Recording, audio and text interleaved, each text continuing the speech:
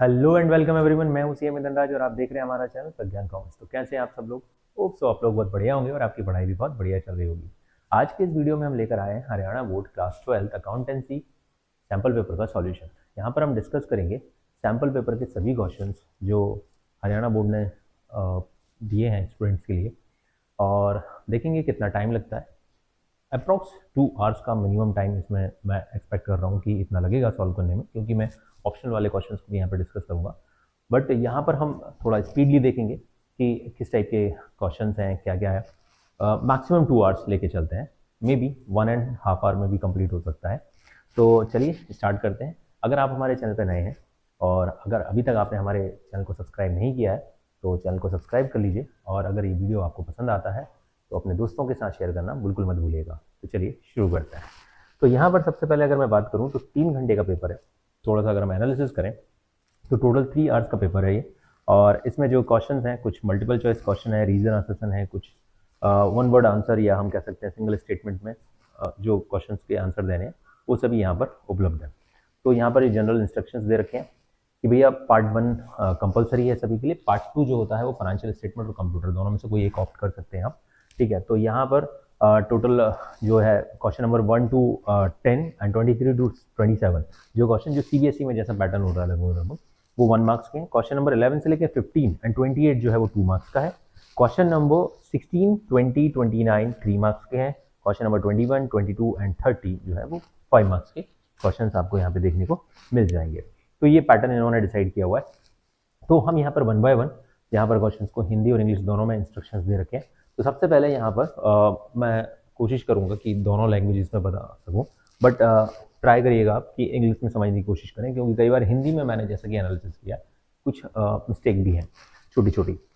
तो sentence proper नहीं दिया है, बहुत शॉर्ट में सेंटेंस दिया है वगैरह वगैरह। तो यहाँ पर देख सकते हैं XYZ पार्टनर है, ठीक है, XYZ partner sharing a profit and loss in the ratio 5:3:2। यहाँ पर इनका जो रेशियो है 5:3:2 है। They decided to share future profit in the 3:1. Workman compensation reserve appearing in the balance sheet on the debt and no information available for the same will be. Question बहुत घुमा के दिया है, लेकिन इतनी कुछ जरूरत ही नहीं है। अगर आपको पता हो कि WCR, अगर आपने मेरे वन शॉट वीडियो नहीं देखे हैं तो जरूर देख लीजिएगा। वन शॉट वीडियो में मैंने सब कुछ कवर करा रखा है। ये सब पार्टनरशिप के ऑलमोस्ट सभी के वन शॉट वीडियो आ गए हैं। कल तक रिजोल्यूशन का भी वन शॉट वीडियो अवेलेबल हो जाएगा। तो यहाँ पर जो हमारा WCR होता है, अगर देयर इज नो क्लेम तो WCR को ओल्ड पार्टनर्स को ओल्ड रेशियो में बांट दिया जाता है। ओल्ड में इसलिए बोल रहा हूँ क्योंकि एडमिशन हो, रिटायरमेंट हो, डेथ हो, जो एग्जिस्टिंग पार्टनर होते हैं उनके बीच में बढ़ जाता है, उनके एग्जिस्टिंग रेशियो में। तो 5:3:2 में बढ़ जाएगा। तो आंसर हमारा क्या होगा? पुराने, अगर मैं हिंदी में देखूं तो पुराने लाभ बंटवारे के अनुपात में साझेदारों को वितरित किया जाता है। आंसर ए होगा। या इंग्लिश में अगर आप देखेंगे तो इंग्लिश में आंसर क्या होगा? Distributed to the partners in old profit sharing ratio. तो आंसर होगा हमारा ए। चलिए नेक्स्ट क्वेश्चन की ओर बढ़ते हैं। पिछली स्थिति विवरण की तिथि से मृत्यु तक की तिथि तक के मृतक साझेदारों के लाभ के हिस्से के लिए क्या जर्नल प्रविष्टि बनाई जाती है? What journal entry will be recorded for deceased partner share in profit from the closure of last balance sheet till the date of his death. अगर आप, ये मेरा रिसेंटली वन शॉट वीडियो था डेथ के ऊपर, तो जो हमारा एंट्री होगी वो होगी P&L सस्पेंस, क्योंकि अभी हमारा फाइनल अकाउंट तो बने नहीं होंगे, डेथ तो कभी भी हो सकती है। तो वहां से लेकर जहां तक जिस दिन डेथ हुई है, डेथ तक का जो प्रॉफिट होता है वो P&L suspense account to deceased partner. तो यहाँ पर जो हमारी एंट्री होगी प्रॉफिट एंड लॉस सस्पेंस, देखो कहां पर मिल रहा है, आंसर होगा आपका D. Profit and loss suspense account debit to deceased partners capital account, जो मृत साझेदार है उसके अकाउंट में हम ये प्रॉफिट क्रेडिट कर देते हैं। चलिए आगे बढ़ते हैं। फर्म के समापन पर भुगतान किए गए अलिखित दायित्व, अलिखित यानी कि अनरिकॉर्डेड दायित्वों को डेबिट किया जाता है। अनरिकॉर्डेड लाइबिलिटी, यहां पर आप देखेंगे unrecorded liability when paid on dissolutions of the firms is debited to, कहां पे डेबिट होती है? ऑलरेडी आप देखिए साझेदारों के पूंजी खाते हैं, जो अनरिकॉर्डेड लाइबिलिटी वो रियलाइजेशन अकाउंट में डेबिट की जाती है। तो देखते हैं यहाँ पर ऑप्शन, रियलाइजेशन अकाउंट कहां पर है? वसूली खाता, आंसर होगा आपका बी। ठीक है, आगे बढ़ते हैं। साझेदारी संलेख अथवा साझेदारी ठहराव के अभाव में साझेदारों के आपसी संबंध किसके द्वारा, जो हमारा पार्टनरशिप एक्ट होता है उसके थ्रू गवर्न होते हैं, द्वारा शासित होते हैं। तो in the absence of partnership deed the partnership agreement the mutual relations of the partners are governed by partnership act 1932। ठीक है, ये या जो भी है म्यूचुअल अंडरस्टैंडिंग, जो आपसी संबंध होंगे वो पार्टनरशिप एक्ट 1932 से, जैसे कि इंटरेस्ट ऑन कैपिटल नहीं देना होता है, इंटरेस्ट ऑन ड्राइंग नहीं देना होता है या चार्ज करना होता है वगैरह वगैरह। तो यहाँ पर आ जाएगा पार्टनरशिप एक्ट 1932। जब तक ओके एक सेकंड, जब तक कुछ ना कहा गया हो, साझेदार के प्रवेश पर पुराने साझेदारों का त्याग का अनुपात क्या होता है? अगर क्वेश्चन में कुछ नहीं बोला होगा तो ओल्ड रेशियो ही हमारा क्या होगा? सैक्रिफाइसिंग रेशियो होगा। ठीक है, ओल्ड रेशियो ही सैक्रिफाइसिंग रेशियो होगा। 1 मार्क्स के क्वेश्चन है, इनमें ज्यादा कुछ नहीं लिखना है। ओल्ड रेशियो ही क्या होगा? पुराना अनुपात ही त्याग का अनुपात होगा। अब ये रीजन एसोसिएशन क्वेश्चन आ जाते हैं। साझेदार के अवकाश ग्रहण से साझेदारी के समापन हो जाता है तथा शेष साझेदारों के बीच एक नई साझेदारी अस्तित्व में आती है। Dissolution of partnership and dissolution of partnership form, देखा जाए तो दोनों में थोड़ा सा डिफरेंस होता है। डिसोल्यूशन ऑफ पार्टनरशिप फॉर्म का मतलब है सारे एसेट्स को सेल कर दिया गया है, लायबिलिटीज को पे ऑफ कर दिया गया है, जबकि डिसोल्यूशन ऑफ पार्टनरशिप का मतलब है पुरानी पार्टनरशिप खत्म होकर नई पार्टनरशिप बनती है, यानी कि जिसको हम रिकॉन्स्टिट्यूशन भी कहते हैं। तो यहाँ पर रीजन दिया है साझेदार के अवकाश ग्रहण से साझेदारी का पुनर्गठन, रिकॉन्स्टिट्यूशन बिल्कुल होता है। दूसरा असर्शन ऑलरेडी दे रखा था, साझेदार के अवकाश ग्रहण से साझेदारी के समापन हो जाता है तथा शेष साझेदारी का तो समापन हो जाता है, डिसोल्यूशन ऑफ पार्टनरशिप हो जाता है। ठीक है, और बीच नई साझेदारी अस्तित्व में आती है, न्यू पार्टनरशिप। तो दोनों ही रीजन और असर्शन दोनों सही है। एक बार आप इंग्लिश में और देख लीजिएगा कि retirement of the partners result in the dissolution of partnership form, बिल्कुल सही, हम डिसोल्यूशन ऑफ पार्टनरशिप इसी को कहते हैं। ठीक है, दूसरा रिटायरमेंट की वजह से डिसोल्यूशन पुरानी पार्टनरशिप खत्म हो जाएगी, नई पार्टनरशिप चलेगी। जैसे एबीसी पार्टनर थे, ए चला गया तो बी और सी के बीच में पार्टनरशिप चलेगी। दूसरा retirement of the partnership result the reconstitution of the partnership, तो आंसर होगा हमारा A. Both A and R the true and R reason is correct explanation of the statement A, या हम कह सकते हैं असर्शन। ठीक है, तो आंसर होगा आपका ए। दूसरा हमारा रीजन असर्शन क्वेश्चन है, ऋणपत्रों पर ब्याज देना ही होता है चाहे कंपनी को लाभ हो, यानी बिल्कुल सही है, असर्शन बिल्कुल सही है। रीजन ऋणपत्रों पर ब्याज कंपनी के लाभों पर प्रभाव है, चार्ज यानी चार्ज अगेंस्ट प्रॉफिट है, बिल्कुल दोनों ही सही है। तो इसका भी आंसर होगा आपका ए। ठीक है, मतलब जो हमारा इंटरेस्ट ऑन लोन होता है वो पीएनएल अकाउंट में डेबिट होता है, तो लाभों के ऊपर चार्ज किया जाना है, ये बिल्कुल सही आंसर है। ठीक है, तो आपका इंग्लिश में आंसर ए सही होगा आपका, both A and R the true. ठीक है, फिर है क्वेश्चन नंबर 8, कंपनी की अधिकृत पूंजी को भी कहा जाता है, कंपनी की जो ऑथराइज कैपिटल होती है उसे क्या कहा जाता है? इसको रजिस्टर्ड कैपिटल भी कहते हैं और नॉमिनल कैपिटल भी कहते हैं। ठीक है, जो कंपनी का मेमोरेंडम ऑफ एसोसिएशन होता है उसमें इसे मेंशन किया जाता है और इसको रजिस्टर्ड कैपिटल, नॉमिनल कैपिटल भी कहा जाता है। ठीक है, इसे हम पंजीकृत पूंजी या नॉमिनल पूंजी यानी कि नाम मात्र पूंजी जो भी है कहते हैं। एक कंपनी के किन्हीं दो वित्तीय विवरणों के नाम लिखिए, 1 मार्क्स का क्वेश्चन है। अब दो वित्तीय विवरण में सबसे इंपॉर्टेंट कौन सा होता है? अगर हम उन्हीं की बात करें तो सबसे इंपॉर्टेंट ही होता है हमारा प्रॉफिट एंड लॉस और दूसरा बैलेंस शीट। बस आप दोनों लिख सकते हो, आपको 1 मार्क्स मिल जाएगा। ए तथा बी 2:1 के अनुपात में लाभ बांटते हैं, सी 1/3 भाग देकर साझेदार बनाया गया है, अनुपात होगा। ठीक है, अब मैं यहाँ पर इसको थोड़ा सॉल्व कर देता हूँ। भैया ए और बी जो है वो 2:1 के रेशियो में पार्टनर थे। ठीक है, सी को इन्होंने 1/3 के लिए पार्टनर बनाया, तो सी का शेयर अगर 1/3 है तो बैलेंस शेयर कितना होगा? ठीक है, अगर बैलेंस शेयर की मैं बात करूं तो 1/1 में से 1/3 को माइनस किया, एलसीएम लेंगे 3, तो 3 - 1 = 2/3। ये किसके लिए बचता है? For A and B. अब अगर ए का न्यू रेशियो अगर हम बात करें तो ए का न्यू रेशियो कितना होगा? 2/3 में मल्टीप्लाई कर दो 2/3 का, तो ये हो जाएगा 4/6। बी का नया रेशियो कितना होगा? 2/3 में मल्टीप्लाई कर दो 1/3 का, यानी ये 2/3 और ये 1/3, इसका मल्टीप्लाई कर दिया तो ये हो गया 2/6। सी का नया रेशियो तो 1/3 है, डिनोमिनेटर इक्वल करने के लिए 2/2 से मल्टीप्लाई कर देते हैं, तो आंसर आ जाएगा 2/6। ठीक है, तो जो हमारा रेशियो होगा वो कितना होगा? 4:1, 4:2, या हम इसको ऐसे कर सकते हैं 2:1:1। ठीक है, यही है, एक बार और चेक कर लेते हैं, कुछ गड़बड़ तो नहीं है। ठीक है, A and B are partner sharing profit and loss 2:1। They admit C as a partner by giving him 1/3 share in future profit the new PSR. ठीक है, तो आंसर होगा आपका, आंसर होगा ए, 2:1:1। ठीक है, मुझे कुछ गड़बड़ क्यों लग रहा है? 1/3 के लिए 2/3, एक सेकेंड, 2/3 हमने बिल्कुल सही किया है कि नहीं? 2/3 शेयर बचेगा 2/3 इंटू 2, ओके 2/3, 2 2 ज़ा 4 एंड 3 3 ज़ा 9। भाई कुछ गड़बड़ हो गया था यहाँ पर, सॉरी, कुछ गड़बड़ लग रहा है, मैंने सही बोला था, कुछ गड़बड़ है। तो ये कितना हो जाएगा? 2 2 ज़ा 4, 3 3 ज़ा 9, ये हो जाएगा 2 1 ज़ा 2 और 3 3 ज़ा 9, और यहाँ 3/3 से मल्टीप्लाई करेंगे तो 3/9। रेशियो होगा 4:3, न्यू रेशियो होगा 4:3। आंसर आपका क्या होगा? चेक कर लेते हैं। 423 आंसर होगा सी। ठीक है, ये आंसर नहीं होगा, आंसर होगा आपका सी 423 इज द करेक्ट आंसर। सहायक प्रतिभूतियों के रूप में ऋणपत्रों के निर्गमन से क्या अभिप्राय है? What is the mean by issue of debenture as a collateral security? ठीक है, तो ये एक थ्योरी क्वेश्चन है। इसमें आपको पता होना चाहिए कि एक कंपनी डिवेंचर्स को पब्लिक को इशू ना करके किसी बैंक या फाइनेंशियल इंस्टीट्यूशन को इशू कर सकती है, इशू ना करके उनको एज अ कोलैटरल यानी गिरवी रख सकती है और उनसे फंड रेज कर सकती है, और उस पर जो इंटरेस्ट होगा वो जो डिटरमाइंड रेट ऑफ इंटरेस्ट होगा वो पे किया जाता है। तो यहाँ पर कंपनी जो है ना रिटेल इन्वेस्टर्स को अपने डिवेंचर्स इशू नहीं करती है, किसी बैंक को अपने डिवेंचर एज अ कोलैटरल गिरवी रख लेती है और उससे पैसा ले लेती है। और यहाँ पर हम दो केसेस में हम लोग सॉल्व करते हैं इसको, विदाउट रिकॉर्डिंग दी जनरल एंट्री, और डायरेक्ट हम बैलेंस शीट में भी दिखाते हैं। तो डिवेंचर सस्पेंस अकाउंट वगैरह अगर आपने इसके लिए भी अगर वन शॉट वीडियो नहीं देखा है तो जरूर देख लीजिएगा। आगे बढ़ते हैं।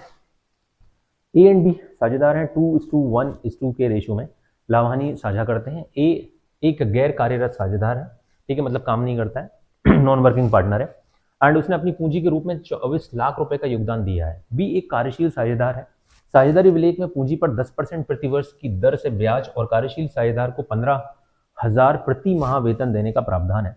पूंजी और वेतन पर ब्याज प्रदान करने से पहले 31 मार्च 2025 को समाप्त वर्ष के लिए शुद्ध लाभ 1,40,000 था। आपको लाभ का वितरण दिखाना है।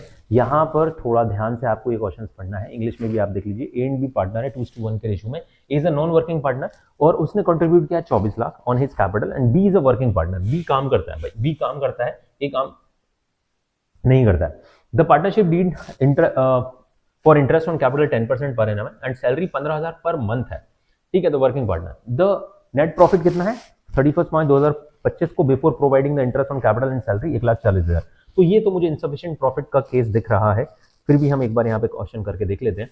अगर मैं आईओसी कैलकुलेट करता हूँ इंटरेस्ट ऑन कैपिटल जो ए की है, तो 24 लाख का 10% कितना हो जाता है? 24 लाख का 10% होगा आपका 2,40,000।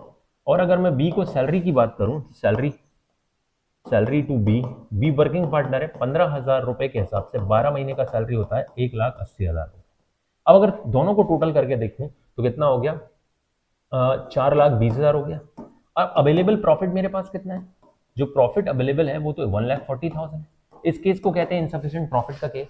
इन दैट केस हमारा पार्टनरशिप डीड क्या कहता है कि अगर हमारा अवेलेबल प्रॉफिट एप्रोप्रिएशन से कम है तो अवेलेबल प्रॉफिट को एप्रोप्रिएशन के रेशियो में बांट देंगे। तो यहां पर अगर मैं एप्रोप्रिएशन का रेशियो निकालता हूं तो एप्रोप्रिएशन का रेशियो ए और बी के बीच में क्या निकलेगा?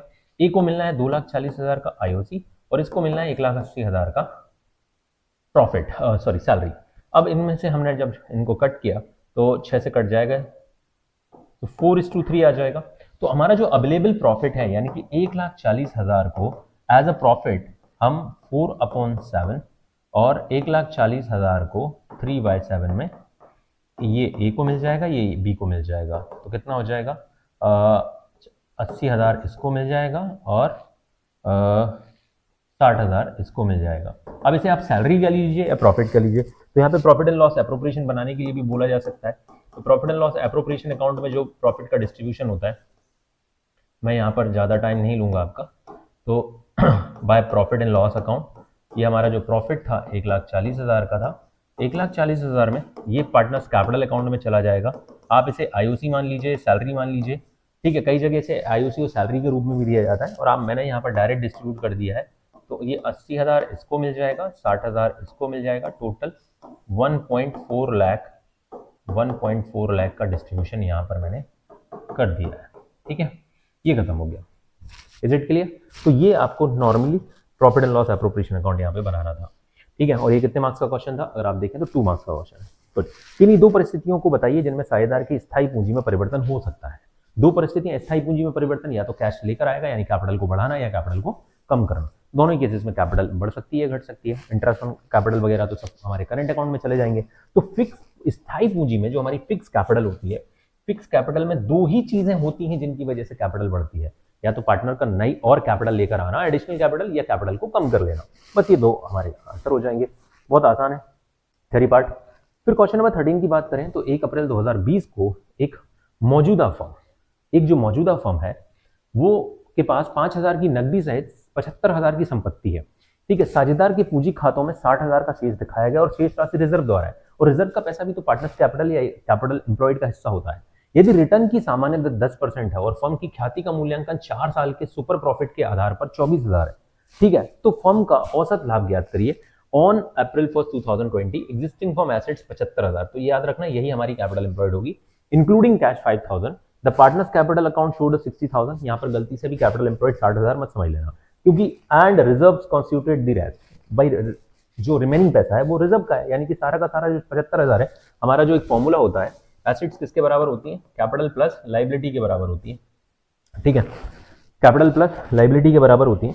तो यहाँ पर जो हमारी कैपिटल लाइबिलिटी है ही नहीं, तो पूरा का पूरा पैसा कैपिटल एम्प्लॉयड होगा, यानी 75,000। अब इसको थोड़ा सॉल्व कर लेते हैं, ठीक है। और हमारा जो सुपर प्रॉफिट के बेसिस पे जो गुडविल है, गुडविल का फॉर्मूला क्या होता है, goodwill is equals to super profit into number of year purchase, number of year purchase, ठीक है। एक मच्छर मेरी क्लास में घुस आया है, ठीक है। तो अब गुडविल यहां पर ऑलरेडी 24,000 की है, super profit into number of year purchase 4 है ना, नंबर ऑफ ईयर परचेज 4 है, बिल्कुल सही। एक बार चेक कर लेते हैं, 4 साल के नंबर ऑफ ईयर परचेज है, बिल्कुल। तो अब अगर मैं इसको सॉल्व करता हूं तो सुपर प्रॉफिट कितना आ जाएगा, 24,000 divided by 4 is equal to 6,000। अब हमारा ये आ गया। अब आगे हम बढ़ते हैं, सुपर प्रॉफिट का फॉर्मूला क्या होता है, super profit equals to average profit minus normal profit, average profit minus normal profit. अगर मेरे पास नॉर्मल प्रॉफिट की मैं बात करूं तो नॉर्मल प्रॉफिट मैं यहां पर कैलकुलेट कर सकता हूं, yes. What is the normal profit, तो नॉर्मल प्रॉफिट कितना होगा, 75,000 की जो हमारी ऑथराइज कैपिटल है, या सॉरी जो हमारी कैपिटल एम्प्लॉयड है, उसका कितना परसेंट है, 10%, तो कितना हो जाएगा, 7,500।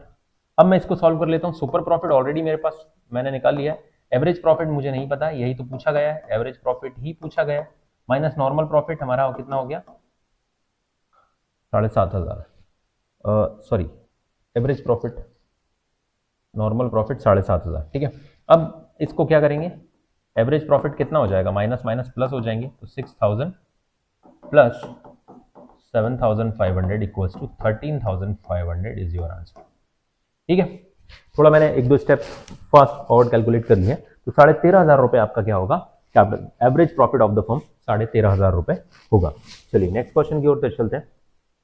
एक साझेदारी फर्म की ख्याति को प्रभावित करने वाले 2 घटकों के नाम लिखिए। वैसे तो बहुत सारे घटक होते हैं, factors affecting the goodwill, place of the business, behaviour of the businessman या जो भी है फर्म, जो मैनेजमेंट हो सकता है, honesty of the employees, primary location, इसके अलावा good quality of product, good services, ये सब फैक्टर्स है, तो वो आप लिख लेना, ठीक है।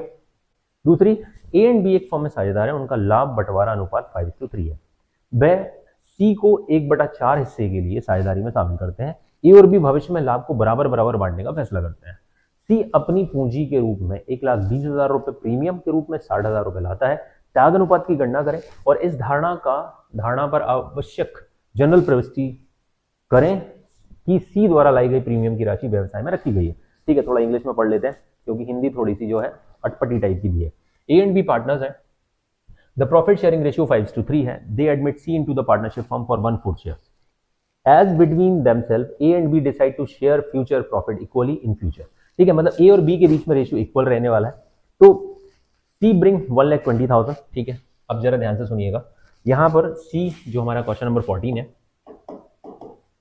सी का जो हिस्सा है वो है 1/4। इसके लिए वो 2 चीजें लेकर आ रहा है, कैपिटल के लिए कुछ पैसा लेकर आ रहा है जो कि 1,20,000 रुपए, और गुडविल के लिए भी कुछ पैसा लेकर आ रहा है, वो कितना है, 60,000 रुपए, ठीक है। 60,000 है, एक बार चेक कर लेते हैं, बिल्कुल कितना 60,000 है।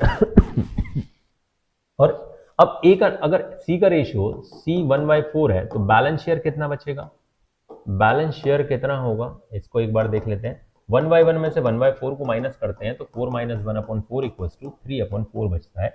ये किसके लिए बचा, फॉर ए एंड बी। तो अब ए का नया रेशियो कितना होगा, ए का न्यू रेशियो कितना होगा, भाई दोनों ने इक्वल डिसाइड किया गया है, तो 3/4 का आधा ए का होगा, यानी कि 3/8, और बी का कितना होगा, बी का नया रेशियो भी इक्वल 3/8 ही होगा। और सी का रेशियो तो हमको पता ही है 1/4 है, अगर हमको इसका डिनोमिनेटर इक्वल करना है तो 2/2 से मल्टीप्लाई कर देंगे तो 2/8 हो जाएगा। यानी कि नया रेशियो क्या आ गया, न्यू रेशियो हो गया हमारा 3:2। ये हमारा नया रेशियो बन गया 3:2। अब क्योंकि नया रेशियो अगर हमारे पास दिया है क्वेश्चन में, तो हमको क्या कैलकुलेट करना पड़ेगा, सैक्रिफाइसिंग रेशियो कैलकुलेट करना पड़ेगा। सैक्रिफाइसिंग रेशियो का फॉर्मूला क्या होता है, old ratio minus new ratio. अब अगर मैं ए की बात करूं तो ए का ओल्ड रेशियो कितना था, चेक कर लीजिए आप। ए का ओल्ड रेशियो था 5/8 3/8, तो 5/8 ए का था। और अगर बी की बात करूं तो 3/8 था। इसमें से नया रेशियो 3/8 माइनस कर दीजिए, तो एलसीएम हमने लिया तो 80 आएगा। 5 - 3 = 2/8। और अगर इसको देखा जाए तो भाई साहब इनको तो कुछ नुकसान हुआ नहीं, ठीक है, मतलब सीधा मैं कर रहा हूँ 3 - 3/8 = 0/8। इसको तो कोई चेंज नहीं हुआ है, इसको बोलेंगे नो चेंज, कोई परिवर्तन नहीं। यानी कि तुम देख सकते हो यहाँ पर 2/8 और यहाँ पर भी 2/8, यानी सी को जितना भी हिस्सा दिया है वो किसने दिया, ए ने दिया है। तो जो भी गुडविल लेकर आएगा सी, उसके ऊपर किसका अधिकार होगा, उसके ऊपर किसका अधिकार होगा, ई का अधिकार होगा। तो यहाँ पे जनरल एंट्रीज भी पूछी हुई है, जनरल एंट्रीज यहाँ पर हम कर देते हैं। पहली एंट्री क्या हो जाएगी, बैंक अकाउंट डेबिट, आप कैश भी लिख सकते हो इसकी जगह, bank account debit to C's capital account. C कितना कैपिटल लेकर आया, कैपिटल लेकर आया है 1,20,000 रुपए। And to premium for goodwill, premium for goodwill ये लेकर आया है 60,000। टोटल कितना पैसा लेकर आएगा, 1,80,000। इस पूरी की पूरी प्रीमियम फॉर गुडविल का कौन मालिक होगा, कौन रख लेगा इसको, ए रखेगा। तो premium for goodwill to A's capital account, ठीक है। यहां पर हमने 60,000 की पूरी गुडविल उठा के किसको दे दी, ए को दे दिया। होप सो आपको क्वेश्चन समझ में आ गया होगा। सबसे पहले आपको ओल्ड न्यू रेशियो कैलकुलेट करना है, देन सैक्रिफाइसिंग रेशियो। और गुडविल जो लेकर आएगा वो किसके, कौन से पार्टनर्स की उसके ऊपर अधिकार होता है, जो सैक्रिफाइस कर रहा होता है। तो sacrificing partners credit and gaining partners debit. तो ये हमारा क्वेश्चन यहाँ पर कंप्लीट होता है। इसमें कोई ऑप्शनल क्वेश्चन नहीं है, 2 मार्क्स का क्वेश्चन है।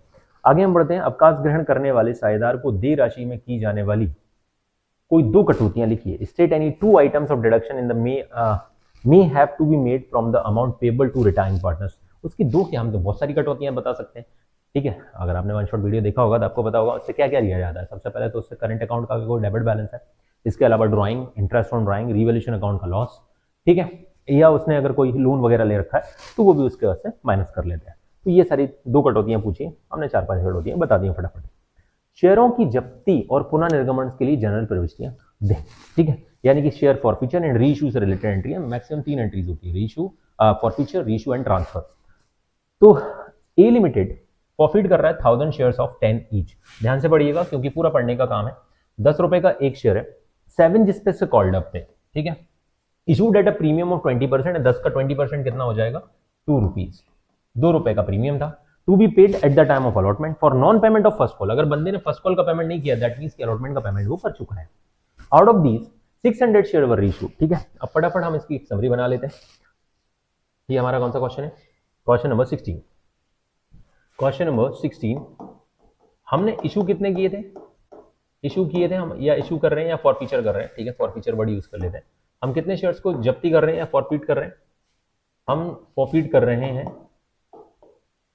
1000 शेयर्स। एक शेयर 10 रुपए का है प्लस 2 रुपीज का सिक्योरिटी प्रीमियम है।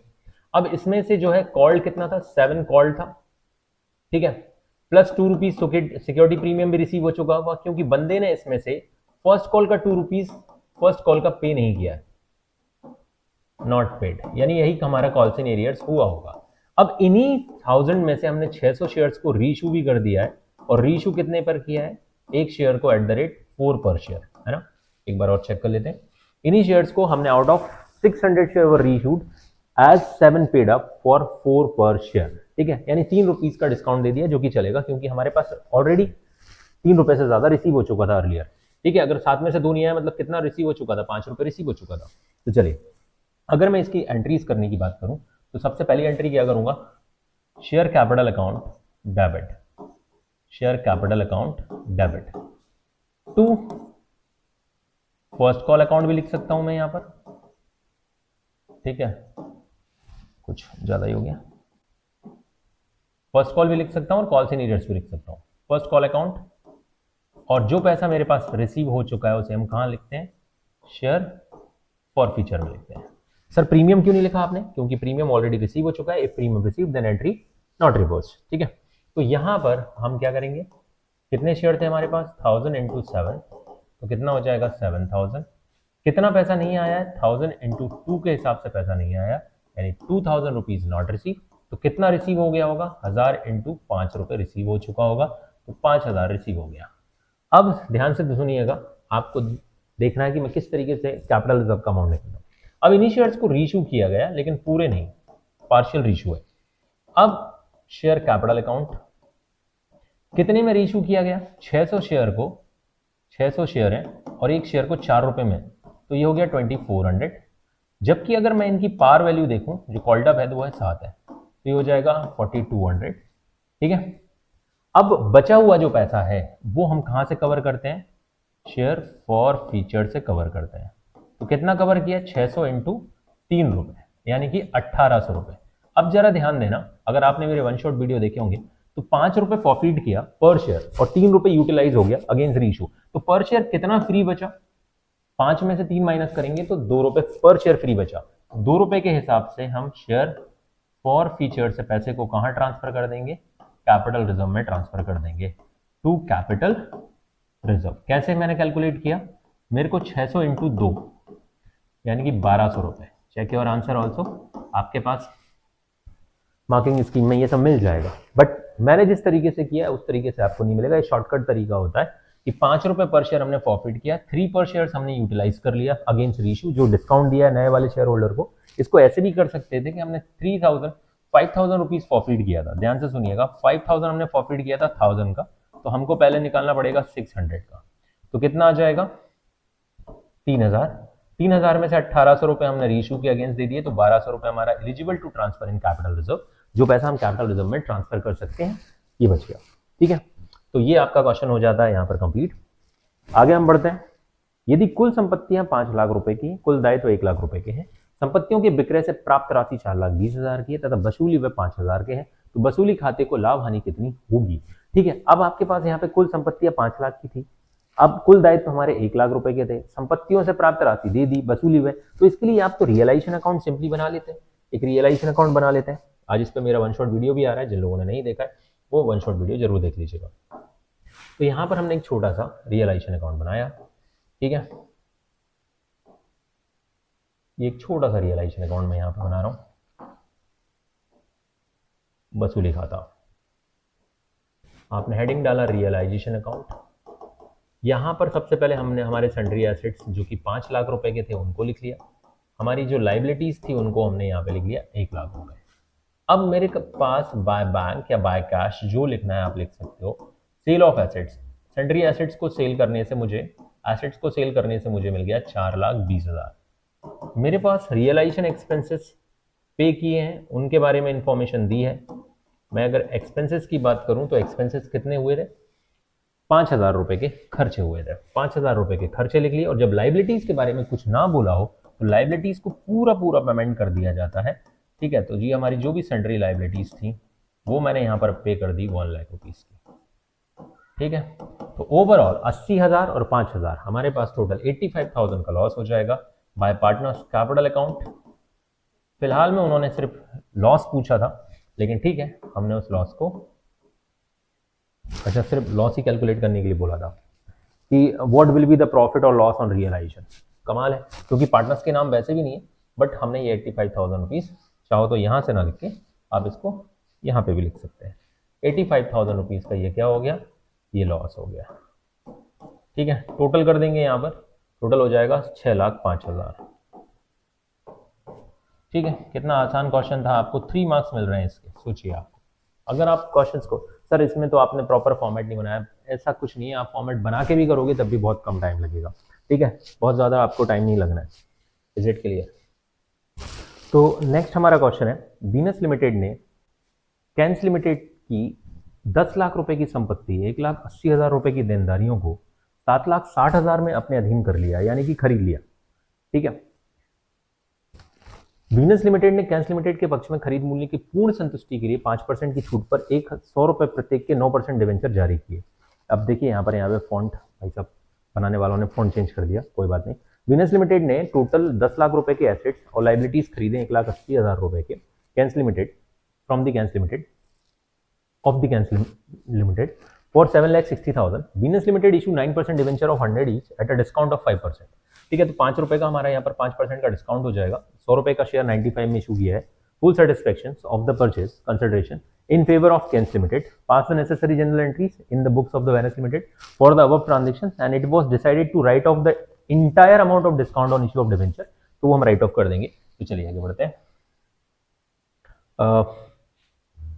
नेक्स्ट, तो यहां पर क्या होगा, सबसे पहले हम बात करें तो हम लोगों ने जो सन्ड्री एसेट्स खरीदे हैं वो एसेट्स कितने के खरीदे हैं देख लेते हैं. सन्ड्री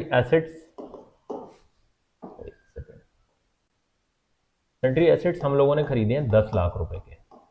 10 लाख रुपए के आपने एसेट्स खरीदे हैं.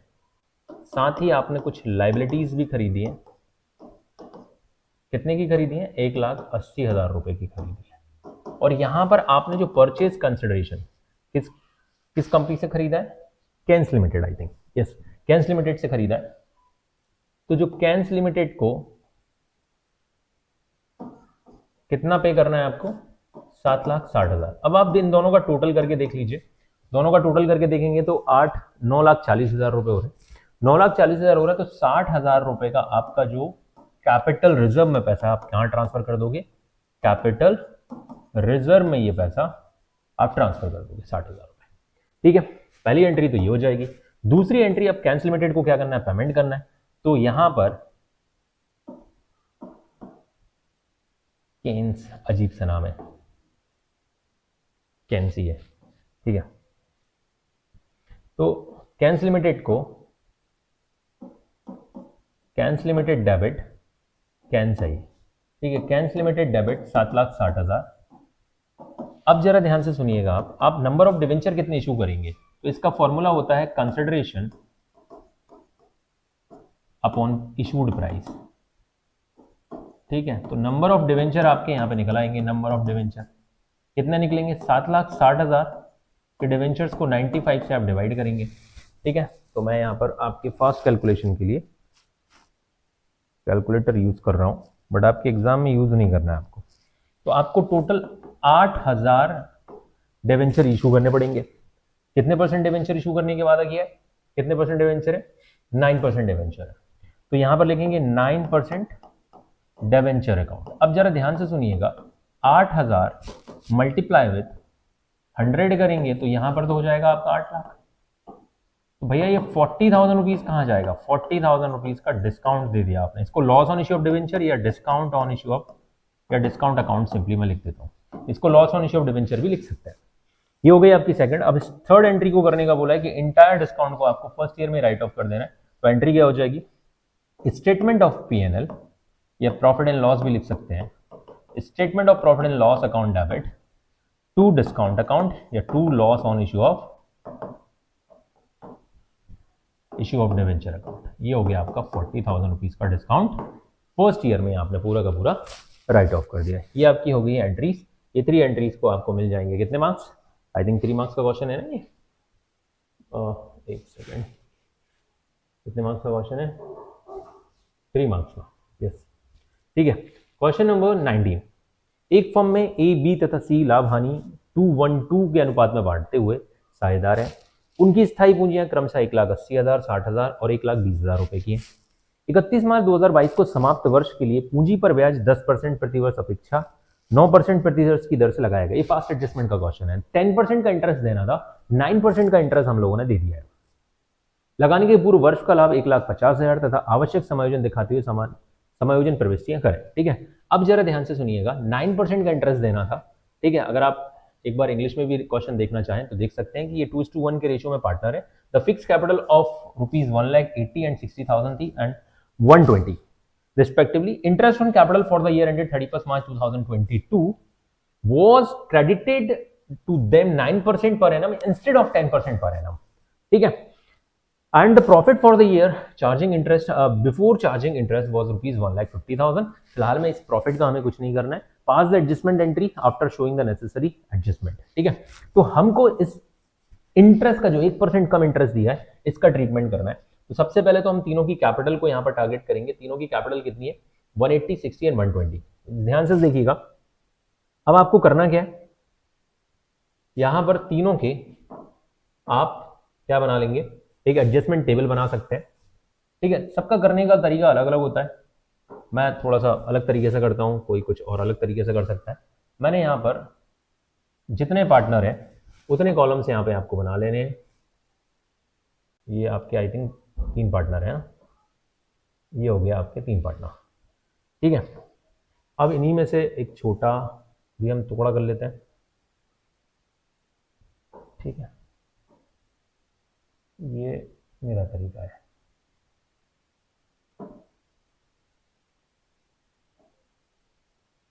ठीक है,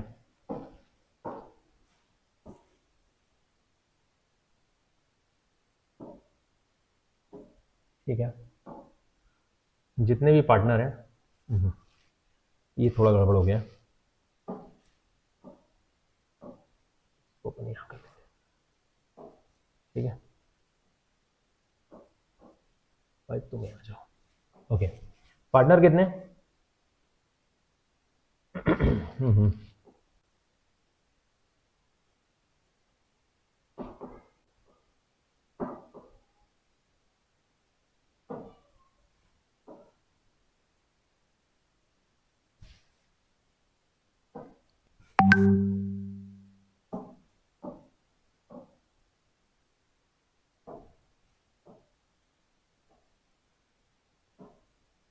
ठीक है, जितने भी पार्टनर हैं उनके नाम लिखेंगे, ए बी सी, और यहां पर लास्ट में फर्म। ये डेबिट, ये क्रेडिट, ये debit, debit credit, debit credit. मुझे ऐसा लगता है और भी दूसरा फॉर्मेट भी है, बट मैं सबसे ज़्यादा यही प्रेफर करता हूँ, क्योंकि मुझे ऐसा लगता है ये सबसे आसान तरीका है। ये एडजस्टमेंट टेबल हमने बना लिया यहाँ पर। अब यहाँ पर आपको अमाउंट टू बी क्रेडिटेड, सीधा आपको क्या करना है, एज आईओसी, और 1-1% सबको दे दो, क्योंकि इनकी कैपिटल आपने क्वेश्चन में देखी, कैपिटल कितनी थी, 180। फिक्स कैपिटल है, कैपिटल तो चेंज हुई नहीं होगी इंटरेस्ट ऑन कैपिटल की वजह से। 180, 60 एंड 120, तो इन सब पे 1-1%। 180 पर कितना हो जाएगा, इनको 1800 रुपए और दे दो, ठीक है। 60 पे हो जाएगा 600 रुपए, और 120 पे हो जाएगा 1200 रुपए। टोटल हमने करा तो कितना हो गया, 3600 रुपए। अगर ये फर्म पार्टनर्स क्रेडिट हो रहे हैं तो फर्म क्या हो जाएगी, इतने से डेबिट, ठीक है। समझना मेरी बात को भाई, सबको 9% तो मिल गया था, 1% और मिलना था, तो मैंने वही 1% मैंने जो है यहां पर दिखाया है। अब इसका नेट इफेक्ट, भाई फर्म को तो क्या है, फर्म थोड़ी ना इसको कुछ खाएगी, फर्म तो आर्टिफिशियल पर्सन, ठीक है। तो भाई यहाँ पे 3600 रुपए फर्म हो जाएगी क्रेडिट, तो सारे पार्टनर्स को डेबिट कर देंगे इन पीएसआर। पीएसआर क्या था क्वेश्चन में, रेशियो क्या था, अगर आप रेशियो देखेंगे 2:1:2, ठीक है। तो नेट इफेक्ट को 2:1:2 में आप यहां पर क्या कर दो, 2:1:2 में आप इसको दिखा दो। तो 2:1:2 में अगर हम इसको दिखाते हैं तो 3600 रुपए को डिवाइड करेंगे हम कितना, 5 से, तो 720 रुपए। तो 720, तो सबसे पहली बात तो ये इसका बंदे का 720 आ जाएगा, और बाकी दोनों के डबल डबल आ जाएंगे, 1440, और इसको भी मिल जाएगा 1440, ठीक है। बस खत्म।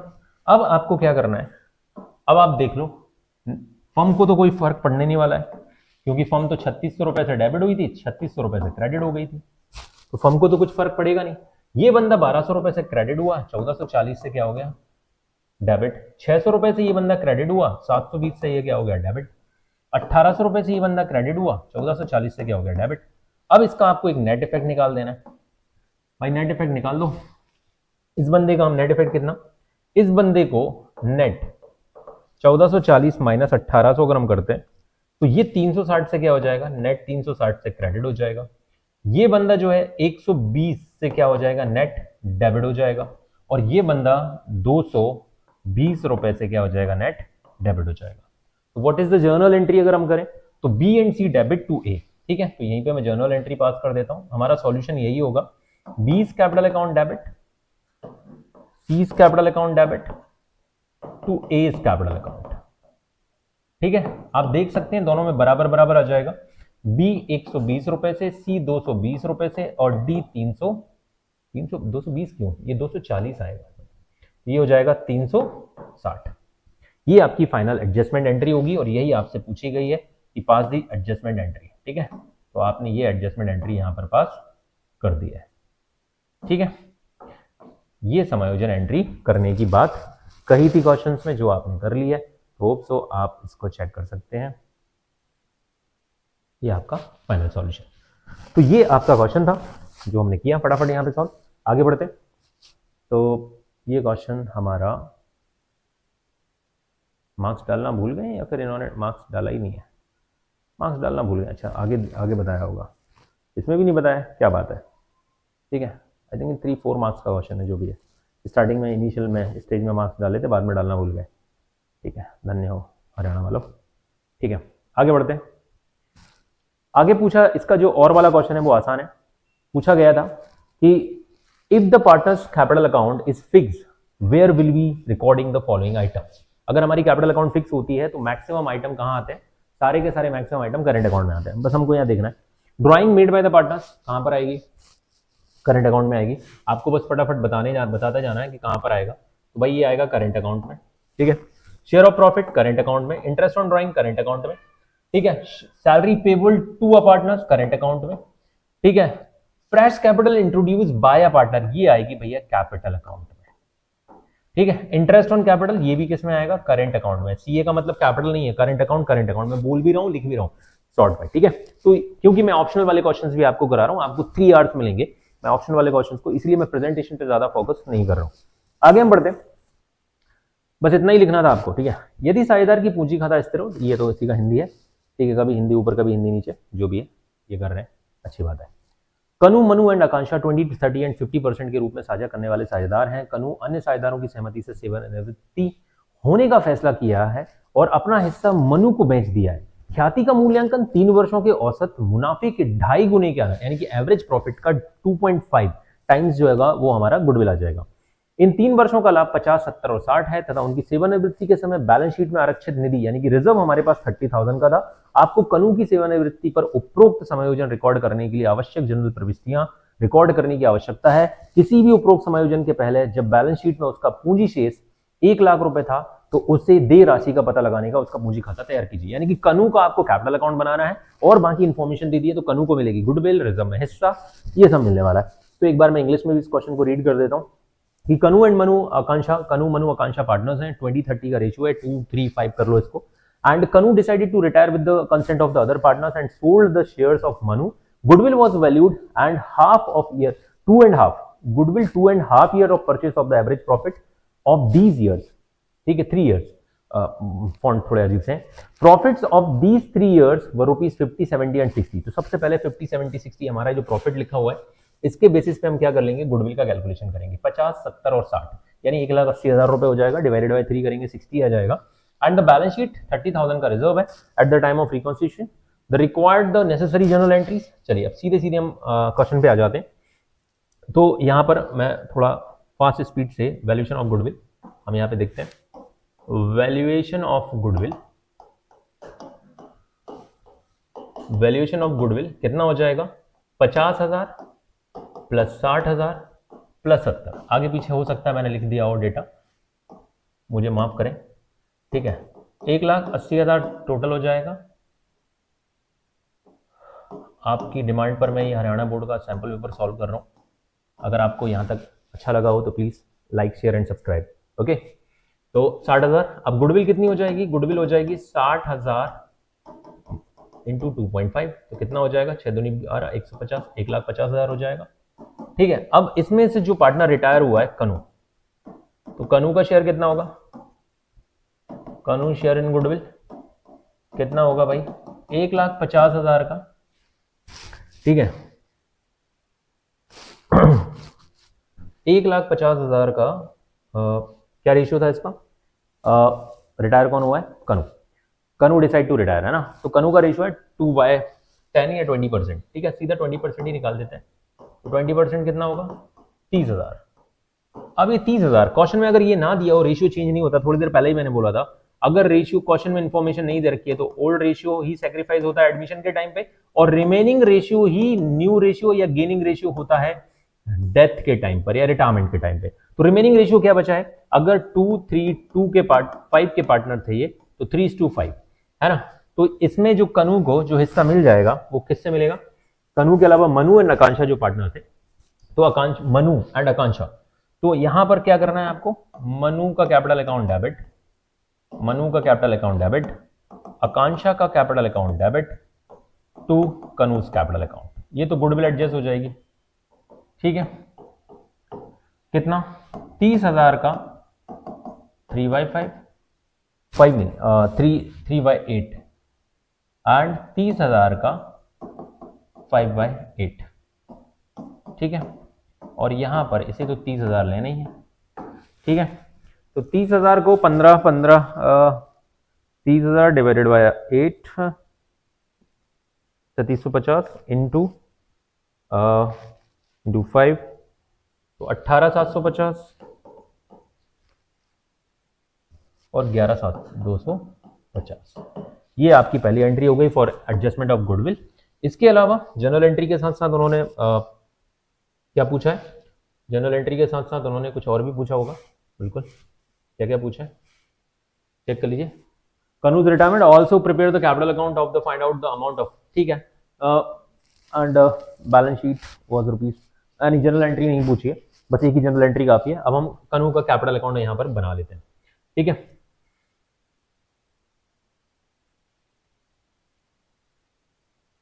कनूज कैपिटल अकाउंट,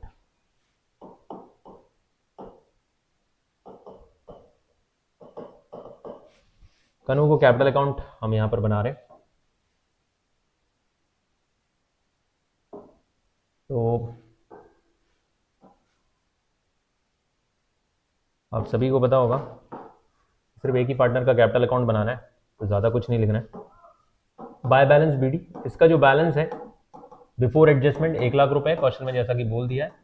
इसमें इसको मनु से जो अमाउंट मिला है, मनु का कैपिटल अकाउंट कितना मिला है? 11,250, है ना। और आकांक्षा से गुडविल का अमाउंट मिला है, आकांक्षा से कितना गुडविल का अकाउंट मिला है? 18,750।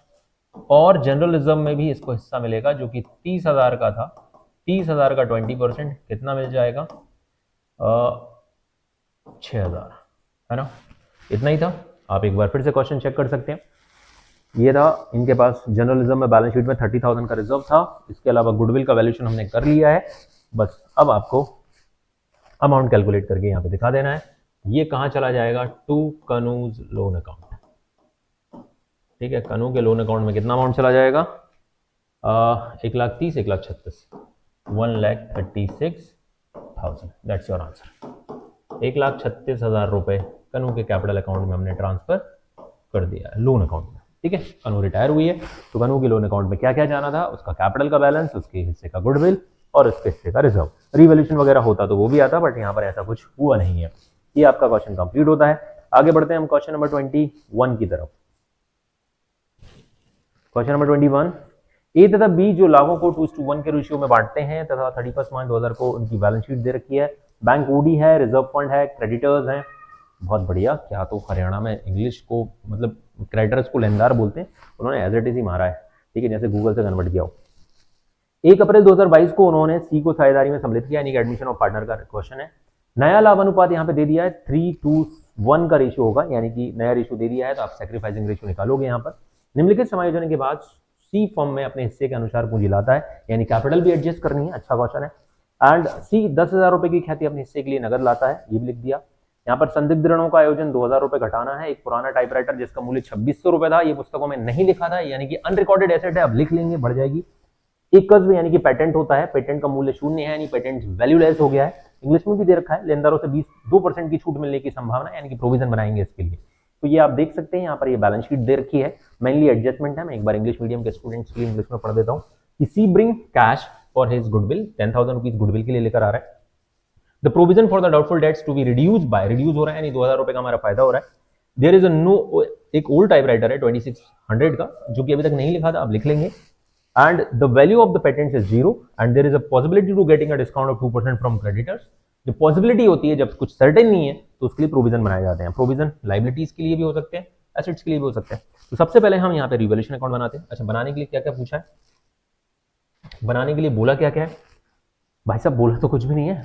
ठीक है, वेरी नाइस, इसने तो कुछ बोला ही नहीं है, अच्छी बात है।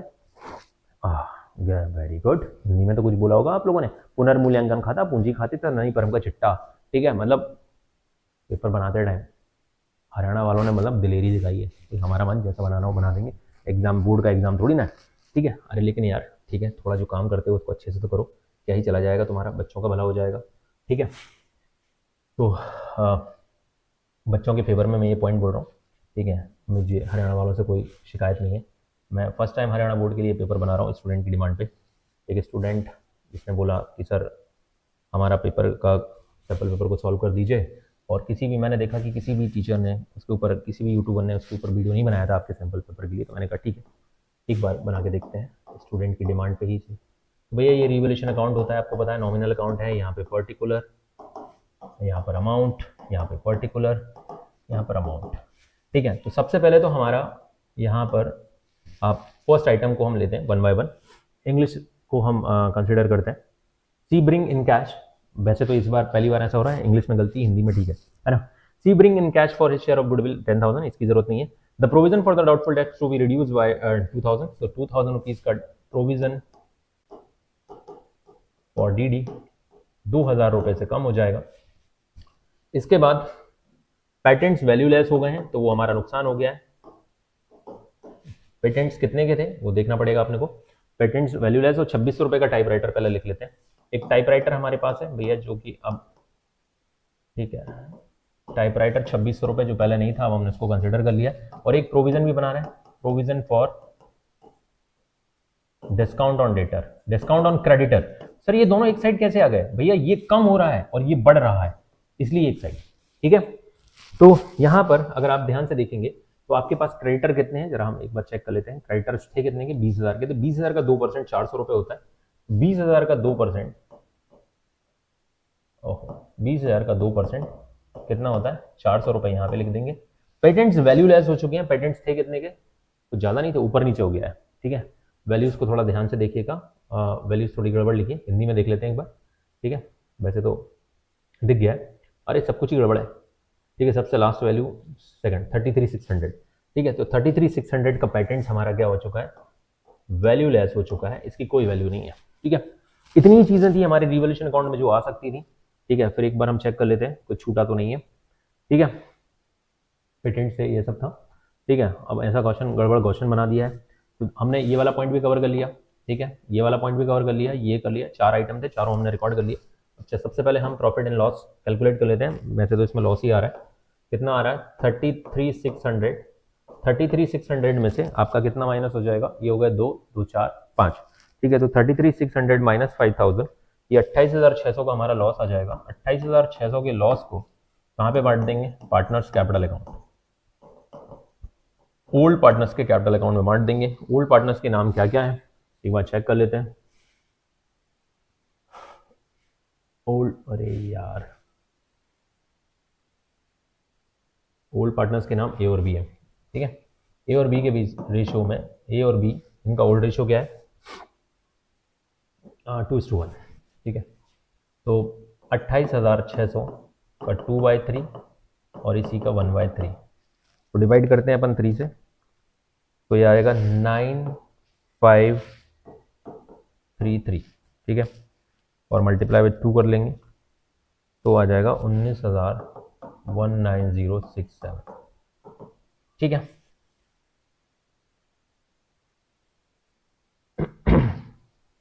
मशीनरी पेटेंट्स, ओ सॉरी, मशीनरी पेटेंट्स अपने 2,000 रुपीज़ के हैं, ठीक है।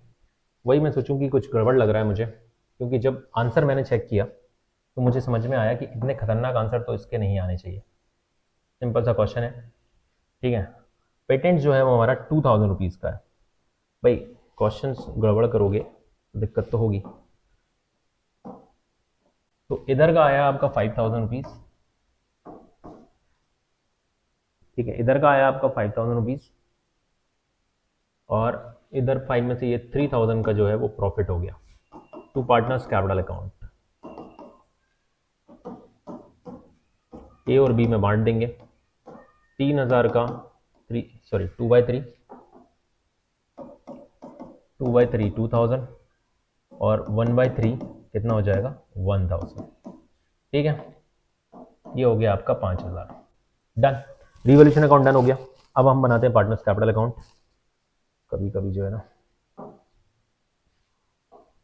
जितने पार्टनर्स हैं, अब यहाँ पर कैपिटल भी एडजस्ट करनी पड़ेगी, बी केयरफुल, ठीक है। तो थोड़ा ध्यान से देखिएगा आप सभी लोग, जिन लोगों ने कैपिटल एडजस्ट नहीं किए कभी पहले, वो अगर हम कैपिटल फर्स्ट टाइम एडजस्ट कर रहे हैं तो थोड़ा सा ध्यान देंगे। ठीक है, बहुत सारे,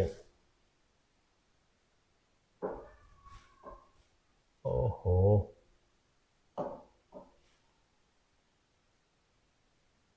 मैं वैसे क्या करता हूँ अक्सर फॉर्मेट पहले बना लेता हूँ, बट क्योंकि मैं बहुत शॉर्ट पीरियड पे बना रहा था, बनाने का टाइम नहीं मिला। ABC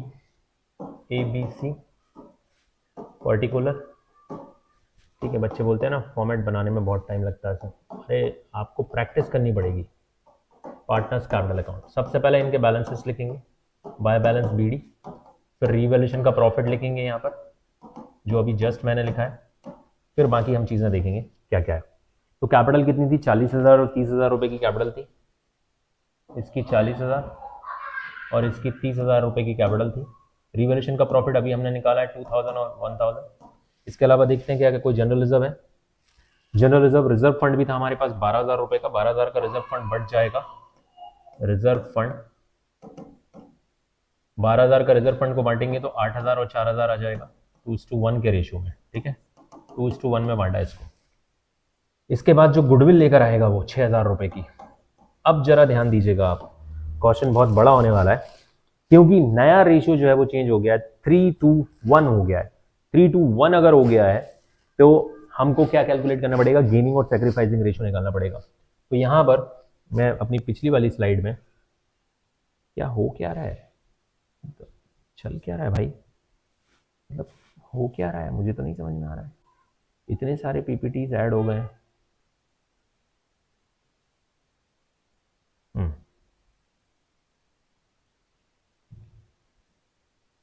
ठीक है, तो मैं यहाँ पर कैलकुलेट कर देता हूँ गेनिंग और सेक्रीफाइसिंग रेशियो। सेक्रीफाइसिंग रेशियो का फॉर्मूला होता है old ratio minus new ratio.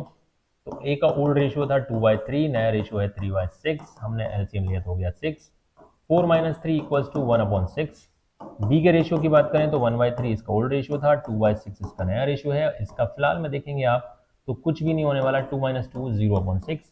और नए पार्टनर का रेशियो 1/6 है। अगर आप नए वाले पार्टनर का रेशियो देखें तो नए वाले पार्टनर का रेशियो 1/6 है। ए ने सेक्रीफाइस किया तो पूरी की पूरी गुडविल कौन रख लेगा, सारा का सारा गुडविल कौन रखेगा, by premium for goodwill 6,000 rupees जो लेकर आया है नया पार्टनर वो कौन रख लेगा, ए रख लेगा। ठीक है, नया पार्टनर कितना लेकर आया है, 6,000 रुपीज लेकर आया है, 6 नहीं सॉरी 10 है, शेयर ऑफ गुडविल 10,000 रुपीज है। ठीक है, 10,000 रुपीज कौन रख लेगा, ए रख लेगा। थोड़ा अच्छे से लिख देते हैं उसको, बाद में कहीं 16,000 ना कर दें उसको। ठीक है, तो ये हो गई आपकी 10,000 रुपीज, डन। अब हमारे पास जनरल रिजर्व के अलावा और कोई ऐसा एसेट था नहीं जिसको राइट ऑफ करना हो, डेफर्ड रेवेन्यू एक्सपेंडिचर कुछ थे नहीं। ठीक है, अब हम आगे बढ़ते हैं। कोई भी आइटम बी केयरफुल, एक बार ध्यान से देख लेते हैं, कुछ बचा तो नहीं है। डेटर्स है, लेस प्रोविजन है, ठीक है, स्टॉक है, बिल्डिंग है, पेटेंट है, मशीनरी है। पेटेंट हमने सब लिख लिया है, रिजर्व फंड हमने डिस्ट्रीब्यूट कर दिया है। ओके, अब जरा ध्यान से देखिएगा, अब आपको क्या करना है, पहले दोनों के बैलेंसेस निकालने हैं। कैपिटल एडजस्ट करने वाला क्वेश्चन थोड़ा क्रूशियल होता है। ठीक है, आपको ध्यान रखना है क्या क्या करना है। आज मेरे यहाँ की लाइट भी बहुत ज़्यादा जा रही है, इन्वर्टर बेचारा परेशान है। ठीक है, तो पहले तो इनका टोटल कर लेते हैं, 40 और 50, ये हो गया 60,000। ये कितना हो गया, 30 और 35,000। ठीक है, ये दोनों की कैपिटल निकल आई है टू बैलेंस CD। ठीक है, 60,000 रुपीज एंड 35,000 रुपीज। अब जरा ध्यान दीजिएगा, अब आपको कैपिटल किस तरीके से कैलकुलेट करनी है। ठीक है, अगर मैं बात करूं तो सी का नया शीज रेशियो कितना है, 1/6। बैलेंस शेयर कितना होगा, बैलेंस शेयर था हमारा 1/1 - 1/6 = 5/6। ये किसके लिए, ऑफ ए एंड बी। अब अगर कंबाइंड कैपिटल हम निकालते हैं, combined capital of A and B for 5/6 = कितनी है, 60,000 प्लस 35,000। अब अगर इन दोनों के अकॉर्डिंग फर्म्स की कैपिटल निकाली जाए, फर्म्स कैपिटल कितनी होगी, फर्म्स कैपिटल होगी 1,05,000 का रेसिप्रोकल यानी 6/5। ठीक है, तो 105 divided by 5 multiply with 6 is equals to 1,26,000। तो यहाँ पर अब सी की कैपिटल निकाल लेते हैं। फर्म की कैपिटल जब निकल आई है तो सी की कैपिटल कितनी होगी, 126 का 1/6 यानी कि डिवाइडेड बाय 6, तो कैपिटल आ जाएगी इसकी 21,000 रुपीज। ठीक है, ये हमने कैपिटल निकाल ली। तो बाय कैश ये बंदा कितना लेकर आएगा, वर्किंग नोट के थ्रू हमने निकाला 21,000 रुपीज की कैपिटल लेकर आएगा, जो कि क्वेश्चन में नहीं गिवन थी, हमने निकाल ली है। और ये 21,000 हम यहाँ पे लिख देंगे, टोटल कर देंगे 21, इसका 35 और इसका 60। ठीक है, अब हमको बनानी है फाइनल बैलेंस शीट, जो कि क्वेश्चन में बोला हुआ है कि भैया फाइनल बैलेंस शीट बना के दिखाइए आप। बैलेंस शीट फाइनल बनाते हैं। इतना बड़ा क्वेश्चन सैंपल पेपर में तो डाल दिया भाई साहब, आप लोग पता नहीं एग्जाम में तो सीबीएसई में नहीं आता, तो हरियाणा बोर्ड में तो क्या लग नहीं रहा है मुझे ये क्वेश्चन इतना फुल फ्लैश। हाँ, कैपिटल अकाउंट तक आता है, बट ठीक है, प्रैक्टिस करवाने के लिए ये लोग कुछ भी करवा देते हैं। तो भाई बैलेंस शीट बनाते हैं, opening balance sheet. Balance sheet यहाँ पे हमने लाइबिलिटीज को लिखा, यहाँ पे अमाउंट, एसेट और अमाउंट। ध्यान से सुनिएगा, सबसे पहले हम लिखेंगे कैपिटल को, कैपिटल ABC।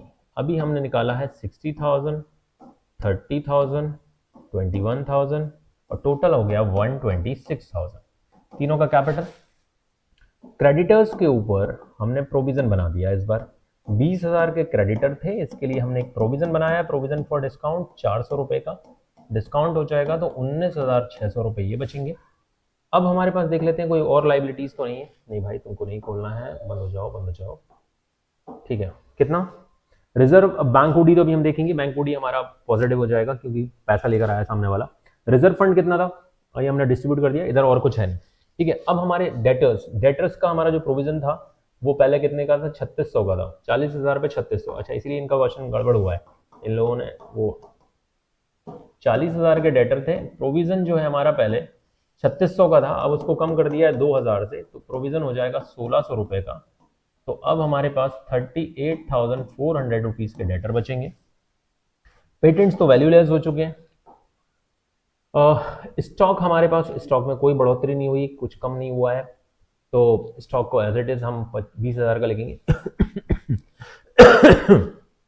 स्टॉक 20,000 का, स्टॉक में कुछ कम ज्यादा तो नहीं हुआ था, बिल्कुल नहीं हुआ, स्टॉक 20,000 का आ जाएगा। पेटेंट्स वैल्यूलेस हो चुके हैं। इस बिल्डिंग हमारी 25,000 की थी, 25 की 25 आ जाएगी। ठीक है, इसके अलावा और क्या है, बिल्डिंग के बाद हमारे पास है पेटेंट्स, पेटेंट्स वैल्यूलेस हो चुके हैं। मशीनरी हमारे पास 33,600 की है, मशीनरी 33,600 की है। और हमारे पास एक चीज और है, अनरिकॉर्डेड फर्नीचर, जो अब रिकॉर्ड हो जाएगा, जो कि पहले था नहीं, और अब 2600 रुपए का रिकॉर्ड हो जाएगा। आप चेक कर लीजिए कहां पर था वो, ये रहा लास्ट वाला, टाइपराइटर, सॉरी टाइपराइटर था 2600, फर्नीचर नहीं था, टाइपराइटर था। ठीक है, एक नई एसेट्स हमारे पास आ जाएगी, टाइपराइटर। इसके अलावा हमारा बैंक बैलेंस जो है इस बार देखेंगे जरा, हमारे पास -15,000 रुपए का था, है ना। एक बार चेक कर लीजिए आप, बैंक उड़ी थे ना -15 का, अब सामने वाला 10,000 रुपए गुडविल के लिए लेकर आया, इसमें प्लस करो 10,000 रुपए के लिए गुडविल और प्लस 21,000 रुपए फॉर कैपिटल, तो टोटल अपने पास 31,000 रुपए आया, तो 16,000 रुपए हो जाएगा ना, हो जाएगा कि नहीं हो जाएगा। ठीक है, 15,000 रुपए अब टोटल कर लेते हैं। ठीक है, बाकी लोग जो इसको टोटल करना चाहते हैं कर सकते हैं। ठीक है, 19,600, तो मेरे पास अभी टोटल आ रहा है 145,600। ठीक है, इधर का और देख लेते हैं, 38,400 प्लस 20 एंड 45 हो जाएगा ये, प्लस 33,600 प्लस 16,18,600। कुछ तो मिसिंग है।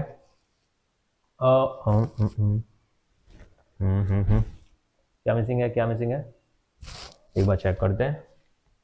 Something missing.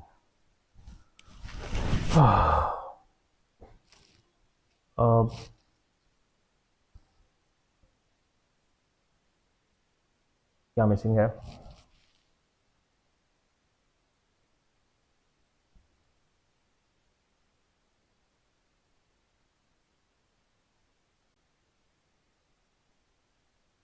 एक सेकेंड, स्टॉक की वैल्यू हमने कुछ गड़बड़ तो नहीं लिखा।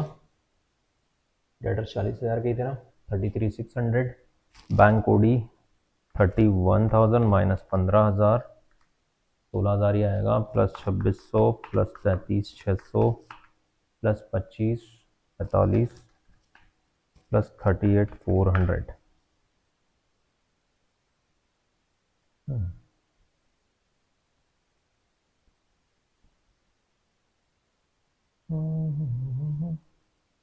एक सेकेंड, मैंने यहाँ पर कैपिटल का बैलेंस गलत तो नहीं निकाला था?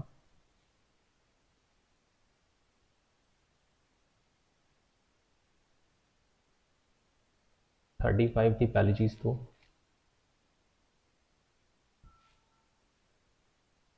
इसको तो गलत लिखा है मैंने थोड़ा सा, टोटल सही लिखा है 35 एंड 21, 126,000 प्लस 19,600, 145,600, 10,000 का डिफरेंस आ रहा है। हाउ, कैसे हो सकता है? स्टॉक 20 का ही है ना, पुरानी बैलेंस शीट का टोटल तो सही दिया ना इन लोगों ने। स्टॉक 20, स्टॉक के बाद 25, 33,600,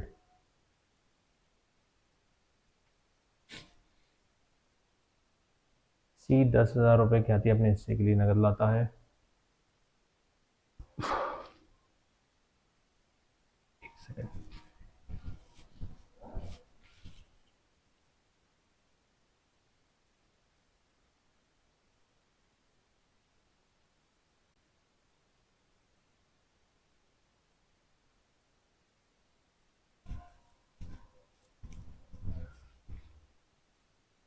हमने गड़बड़ी कहाँ की है मैं बताता हूँ। यहाँ पर इन दोनों का टोटल होगा 95, यस, यहाँ पर गड़बड़ी कर दी है।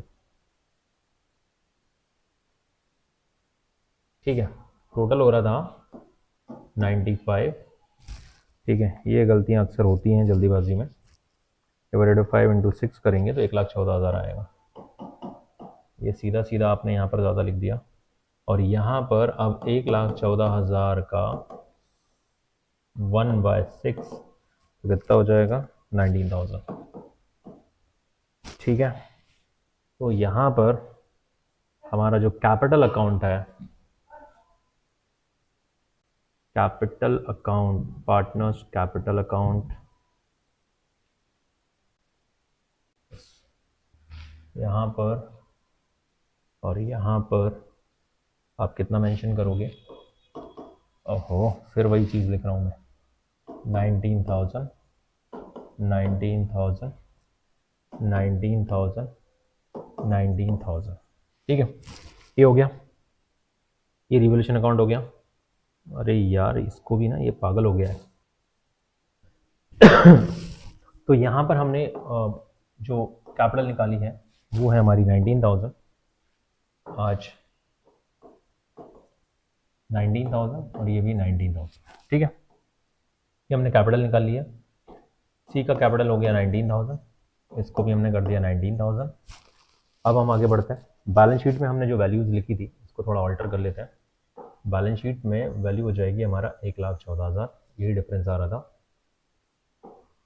हमने इसको 19,000, 1,14,000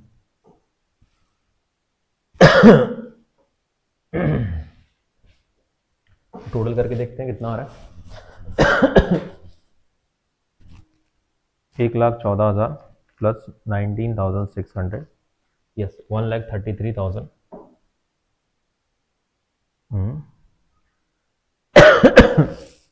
पता नहीं आज कौन से मोड पे मैंने स्टार्ट किया है, बट बहुत सारी प्रॉब्लम्स आ रही हैं आज।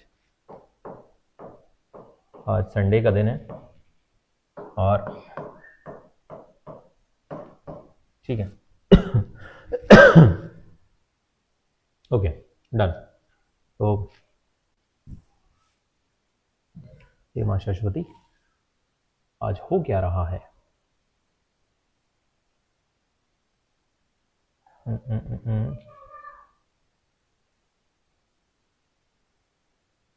एक्चुअली लाइट भी थोड़ा इशू कर रही है, ठीक है। ओके, तो ये अपना क्वेश्चन नंबर हो गया। आगे बढ़ते हैं। उन विषयों को लिखिए जिनके समायोजन के लिए नए साझेदार के प्रवेश पर आवश्यकता होती है। नए साझेदार के प्रवेश पर क्या क्या चीजें एडजस्ट करनी पड़ती हैं? सबसे पहले तो न्यू पीएसआर निकालना पड़ता है। इसके अलावा value adjustment of goodwill, capital का एडजस्टमेंट, ठीक है, रिजर्व्स का एडजस्टमेंट, रिवॉल्यूशन अकाउंट वगैरह ये सब बनाने पड़ते हैं। तो ये सब 4-5 हमारे एडजस्टमेंट कॉमन होते हैं सभी में, तो रिटायरमेंट डेथ वगैरह में। अब हम यहाँ पर क्वेश्चन नंबर 22 की तरफ आते हैं। OTUA OTUA लिमिटेड एक कंपनी है, ठीक है, को 100 रुपए प्रति शेयर के 2 लाख इक्विटी शेयरों की अधिकृत पूंजी के साथ पंजीकृत किया गया था। कंपनी 25% प्रीमियम पर सार्वजनिक सदस्यता के लिए 60,000 शेयर पेश किए हैं। आवेदन पर 40 रुपए प्रीमियम के साथ आवंटन पर शेष राशि दे थी, ठीक है। तो मतलब शेष अमाउंट जो है वो 25% का जो प्रीमियम है वो अलॉटमेंट पे मंगाया है। जनता ने 85,000 शेयरों के लिए आवेदन किया है। टोटल एप्लीकेशन रिसीव हुए 85,000। अनुपातिक आवंटन 5:4 के अनुपात में किया गया है तथा शेष आवेदनों को खेत पत्र यानी कि लेटर ऑफ रिग्रेट भेज दिया गया है। 4,000 शेयर रखने वाले श्री आनंद आवंटन राशि का भुगतान करने में विफल रहे और उनके शेयर जब्त कर लिए गए। इनमें से 3,000 शेयर 20 रुपए प्रति शेयर की छूट पर फिर से जारी किए गए। कॉल इन एरियर्स खाता खोलकर OTU लिमिटेड की पुस्तकों में आवश्यक प्रविष्टियां कीजिए। मैं इसकी आपको समरी बना देता हूं सो दैट आपको ये क्वेश्चन आसानी से समझ में आ जाएगा, ठीक है। ये अपना क्वेश्चन हो गया था। अब इसके बाद आगे बढ़ते हैं। तो हमारे पास हम लोगों ने टोटल जो शेयर इशू किए हैं, अगर मैं इशू की बात करूं तो 60,000 शेयर मैंने इशू किए थे। रिसीव जो हो गए हैं, मुझे कितने शेयर रिसीव हो गए? 85,000 शेयर्स रिसीव हो गए। कंपनी ने जो अलॉटमेंट किया है 5:4 का किया है, यानी कि हम लोगों ने प्रोरेटा जो अलॉटमेंट किया है वो कुछ यूं किया है, 60,000 शेयर 4 के बराबर है 5 के हिसाब से, तो 75,000 शेयर होल्डर्स को हमने 60,000 शेयर दिए हैं। और बाकी यानी कि अगर मैं रेस्ट की बात करूं तो 10,000 को हमने क्या कर दिया है, जीरो अलॉट किया है, यानी कि लेटर ऑफ रिग्रेट इशू कर दिया है कि भैया हम आपको शेयर इशू नहीं कर पाएंगे, ठीक है। अब जो पैसा है वो किस तरीके से है, एक शेयर कितने का था? एक शेयर की अगर मैं बात करूं तो एक शेयर हमारा 100 रुपए का था 25% प्रीमियम पर, ठीक है। एक शेयर 100 का था प्लस 25 रुपए प्रीमियम पे थे। इसमें से एप्लीकेशन पर जो है वो 40 रुपए थे, तो अलॉटमेंट पे कितना हो जाएगा? 60 और 25 85 रुपीज हमारा कहाँ हो जाएगा? अलॉटमेंट पे हो जाएगा इंक्लूडिंग प्रीमियम। इसमें से 60 रुपीज शेयर कैपिटल का और 25 रुपीज जो है वो सिक्योरिटी प्रीमियम का पैसा होगा, ठीक है। अब इसमें से एक बंदा था जिसके पास कितने शेयर थे? बी केयरफुल, यहाँ पे जरा ध्यान देने वाली बात है कि एक बंदा था जिसके पास मिस्टर आनंद होल्डिंग 4,000 शेयर, एक बंदा था जिसके पास 4,000 शेयर थे। 4,000 शेयर थे आनंद के पास। तो इस बंदे ने ये तो पैसा दिया बट ये वाला पैसा नहीं दे पाया, ठीक है। तो अब हमको कॉल्स, यहां पर एक इंपॉर्टेंट चीज ये है कि हमको कैलकुलेट करनी पड़ेगी calls in arrears on allotment. इसको कैलकुलेट करने के लिए आपको ये चेक करना पड़ेगा कि आनंद को शेयर अलॉट कितने हुए थे? 4,000। तो अप्लाइड कितने? तो शेयर अप्लाइड कितने किए होंगे बंदे ने? शेयर अप्लाइड बाय आनंद, तो आनंद ने कितने अप्लाई किए होंगे? 4,000 शेयर उसे अलॉट हुए थे, कितने में से? 6,000 में से, 60,000 में से। तो 75,000 में से कितने मिले होंगे उसको, ठीक है। इसको कैलकुलेट कर लेते हैं। तो 4,000 डिवाइडेड बाय 6 कर लीजिए और मल्टीप्लाई कर दीजिए 7.5 से। तो इस बंदे ने पक्का है, सही आ रहा है, 4,000 मल्टीप्लाई बाय 75 डिवाइडेड बाय 60, 5,000, ठीक है। 5,000 शेयर के लिए बंदे ने क्या किया होगा? अप्लाई किया होगा। अब अगर 5,000 के लिए अप्लाई किया होगा तो अमाउंट ड्यू कितना करेंगे इससे हम? Amount due but not receive on allotment. ये पहले हमने एक वर्किंग नोट अगर बना लिया तो बहुत अच्छा रहेगा। तो भाई 4,000 मल्टीप्लाई विथ 85 ही कर लो, पूरा अलॉटमेंट का पैसा नहीं दे पाया ये, तो 4,000 इंटू 85। एक चीज और याद रखना, शेयर कैपिटल और सिक्योरिटी प्रीमियम का पैसा अलग अलग लिखना, तो हम अलग अलग लिख देते हैं, ठीक है। शेयर कैपिटल का पैसा कितना होगा? शेयर कैपिटल का पैसा होगा 60 और सिक्योरिटी प्रीमियम का पैसा होगा 4,000 इंटू 25, क्योंकि जो पैसा एक्स्ट्रा दिया होता है वो फर्स्ट शेयर कैपिटल से एडजस्ट होता है। तो ये हो जाएगा 24,000 और ये हो जाएगा 10,000, ठीक है। अब इसमें से जो एक्सेस उस बंदे ने पे किया था, एक्सेस पेड ऑन एप्लीकेशन, वो एडजस्ट कर लेंगे हम। कितना दिया था बंदे ने? 5,000 शेयर के लिए अप्लाई किया था, बट उसको आपने 4,000 थमा दिए और एक शेयर पे उसने 40 रुपए एक्स्ट्रा दिया था। तो कितना? 1,000 इंटू 40, सही कर रहा हूं मैं? 1,000 इंटू 40, हाँ कुछ तो गड़बड़ कर दिया हमने। 2,40,000 आएगा यहाँ पर और यहाँ पर 1,00,000 आएगा, है ना। तो इस बंदे ने 40,000 रुपए ऑलरेडी एक्सेस दे दिए थे। तो 2,00,000 रुपए ये और 1,00,000 रुपए ये, टोटल कॉल्स इन एरियर्स कितना हो गया? सीआई ऑन अलॉटमेंट टोटल 3,00,000 रुपए का पैसा हमारे पास नहीं आया। अब फटाफट हम एंट्री करते चले जाते हैं, ठीक है। तो पहली एंट्री क्या होगी? फर्स्ट एंट्री होगी bank account debit, bank account debit to share application account. Application पे कितना पैसा आएगा? अगर मैं पैसे की बात करूं तो 85,000 मल्टीप्लाई विथ 40 के हिसाब से कितना पैसा हो जाएगा? 85 इंटू 40, तो ये हो जाएगा 34 लाख। ठीक है, पहली एंट्री तो ये हो जाएगी। दूसरी entry, share application account debit to share capital account to share allotment account, जो एक्सेस मनी हमने एडजस्ट की है, और टू बैंक अकाउंट जो हमने रिफंड किए, जिनको लेटर ऑफ रिग्रेट भेजा गया है। तो भाई 34 लाख में से शेयर कैपिटल में कितना चला जाएगा? 60,000 मल्टीप्लाई विथ 40, तो 24 लाख तो यहां चला गया। अलॉटमेंट पे कितना जाएगा? 10 नहीं 15,000 इंटू 40, 6 लाख रुपए यहां चला जाएगा। रिटर्न कितना कर देंगे? 10,000 इंटू 40, 4 लाख रुपए। आप टोटल करके देख सकते हैं 34 लाख रुपए हो गया है। ठीक है, तीसरी एंट्री क्या होगी? बैंक अकाउंट डेबिट, सॉरी तीसरी एंट्री हमारी एंट्री क्या होगी? Share allotment account debit to share capital account और टू सिक्योरिटीज प्रीमियम अकाउंट। कितना कितना पैसा हम लिखेंगे यहां पर? हमारे पास टोटल 60,000 शेयर है, 60,000 पे 85 रुपीज कॉल कर रहे हैं, लेकिन शेयर कैपिटल का तो कितना है? 60 ही है। प्रीमियम का कितना है? 60,000 इंटू 25 रुपए, तो कितना हो जाएगा? 15 लाख तो ये हो जाएगा, 36 लाख ये हो जाएगा, टोटल हो जाएगा हमारे पास 51 लाख रुपए।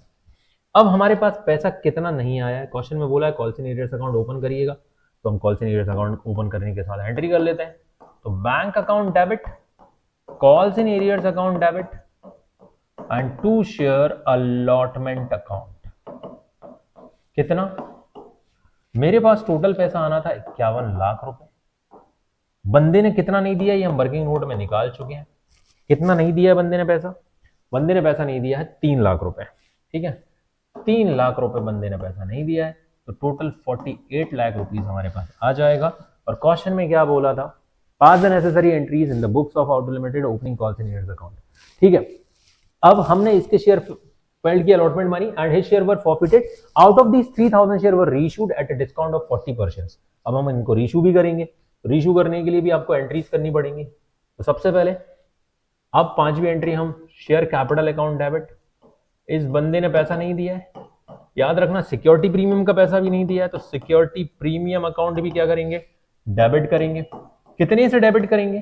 भाई इस बंदे के पास 4,000 शेयर थे, 4,000 पे 100 रुपए इससे मांग लिए थे, तो टोटल हमारे पास 4 लाख रुपए इससे हमने मांगा था। प्रीमियम का इस बंदे ने कितना पैसा नहीं दिया था? 25 रुपए के हिसाब से 1 लाख रुपए प्रीमियम का पैसा नहीं दिया। शेयर अलॉटमेंट यानी सीधा मैं कॉल्स इन एरियर्स अकाउंट अगर ओपन कर रहा था तो 3 लाख रुपीज नहीं आया था, तो बाकी पैसा आ गया होगा। और जो पैसा आ गया होता है उसे कहां ट्रांसफर करते हैं? शेयर फॉरफीचर अकाउंट में। कितना पैसा आ गया होगा? 5 में से 3 नहीं आया तो 2 लाख रुपए आया होगा। आप कैलकुलेट करके देख सकते हैं, 5,000 शेयर के लिए अप्लाई किया था बंदे ने, 40 रुपए दिया था, कितना पैसा दिया था? 2 लाख ही दिया था। और जो पैसा दिया होता है भाई तो हम फॉरफिट करते हैं, तो फॉरफिट कितना हो जाएगा? 2 लाख रुपए। अब इन्हीं शेयर्स को हम लोगों ने रीइश्यू कर दिया। 6th एंट्री हो जाएगी रीइश्यू की। तो bank account debit, bank account debit, bank account debit कितने शेयर्स हमने रीइश्यू किए हैं? 3,000। 20 रुपए का डिस्काउंट है तो 80 रुपए आए होंगे। तो जो पैसा नहीं आया होता है वो कहां से कवर करते हैं? शेयर फॉरफीचर से कवर करते हैं। फॉरफीचर से कितना कवर करूंगा मैं? 3,000 इंटू 20, तो बताइए कितना हो जाएगा? 2,40,000 तो यहां आ जाएगा, और ये हो जाएगा 60,000। 60 तो शेयर कैपिटल अकाउंट में कितना चला जाएगा? 3,000 इंटू 100 यानी कि 3 लाख। अब आपको प्रपोर्शनेट अमाउंट ट्रांसफर करना पड़ेगा कैपिटल रिजर्व में, जो कि इंपॉर्टेंट एंट्री होगी। तो share forfeiture account debit,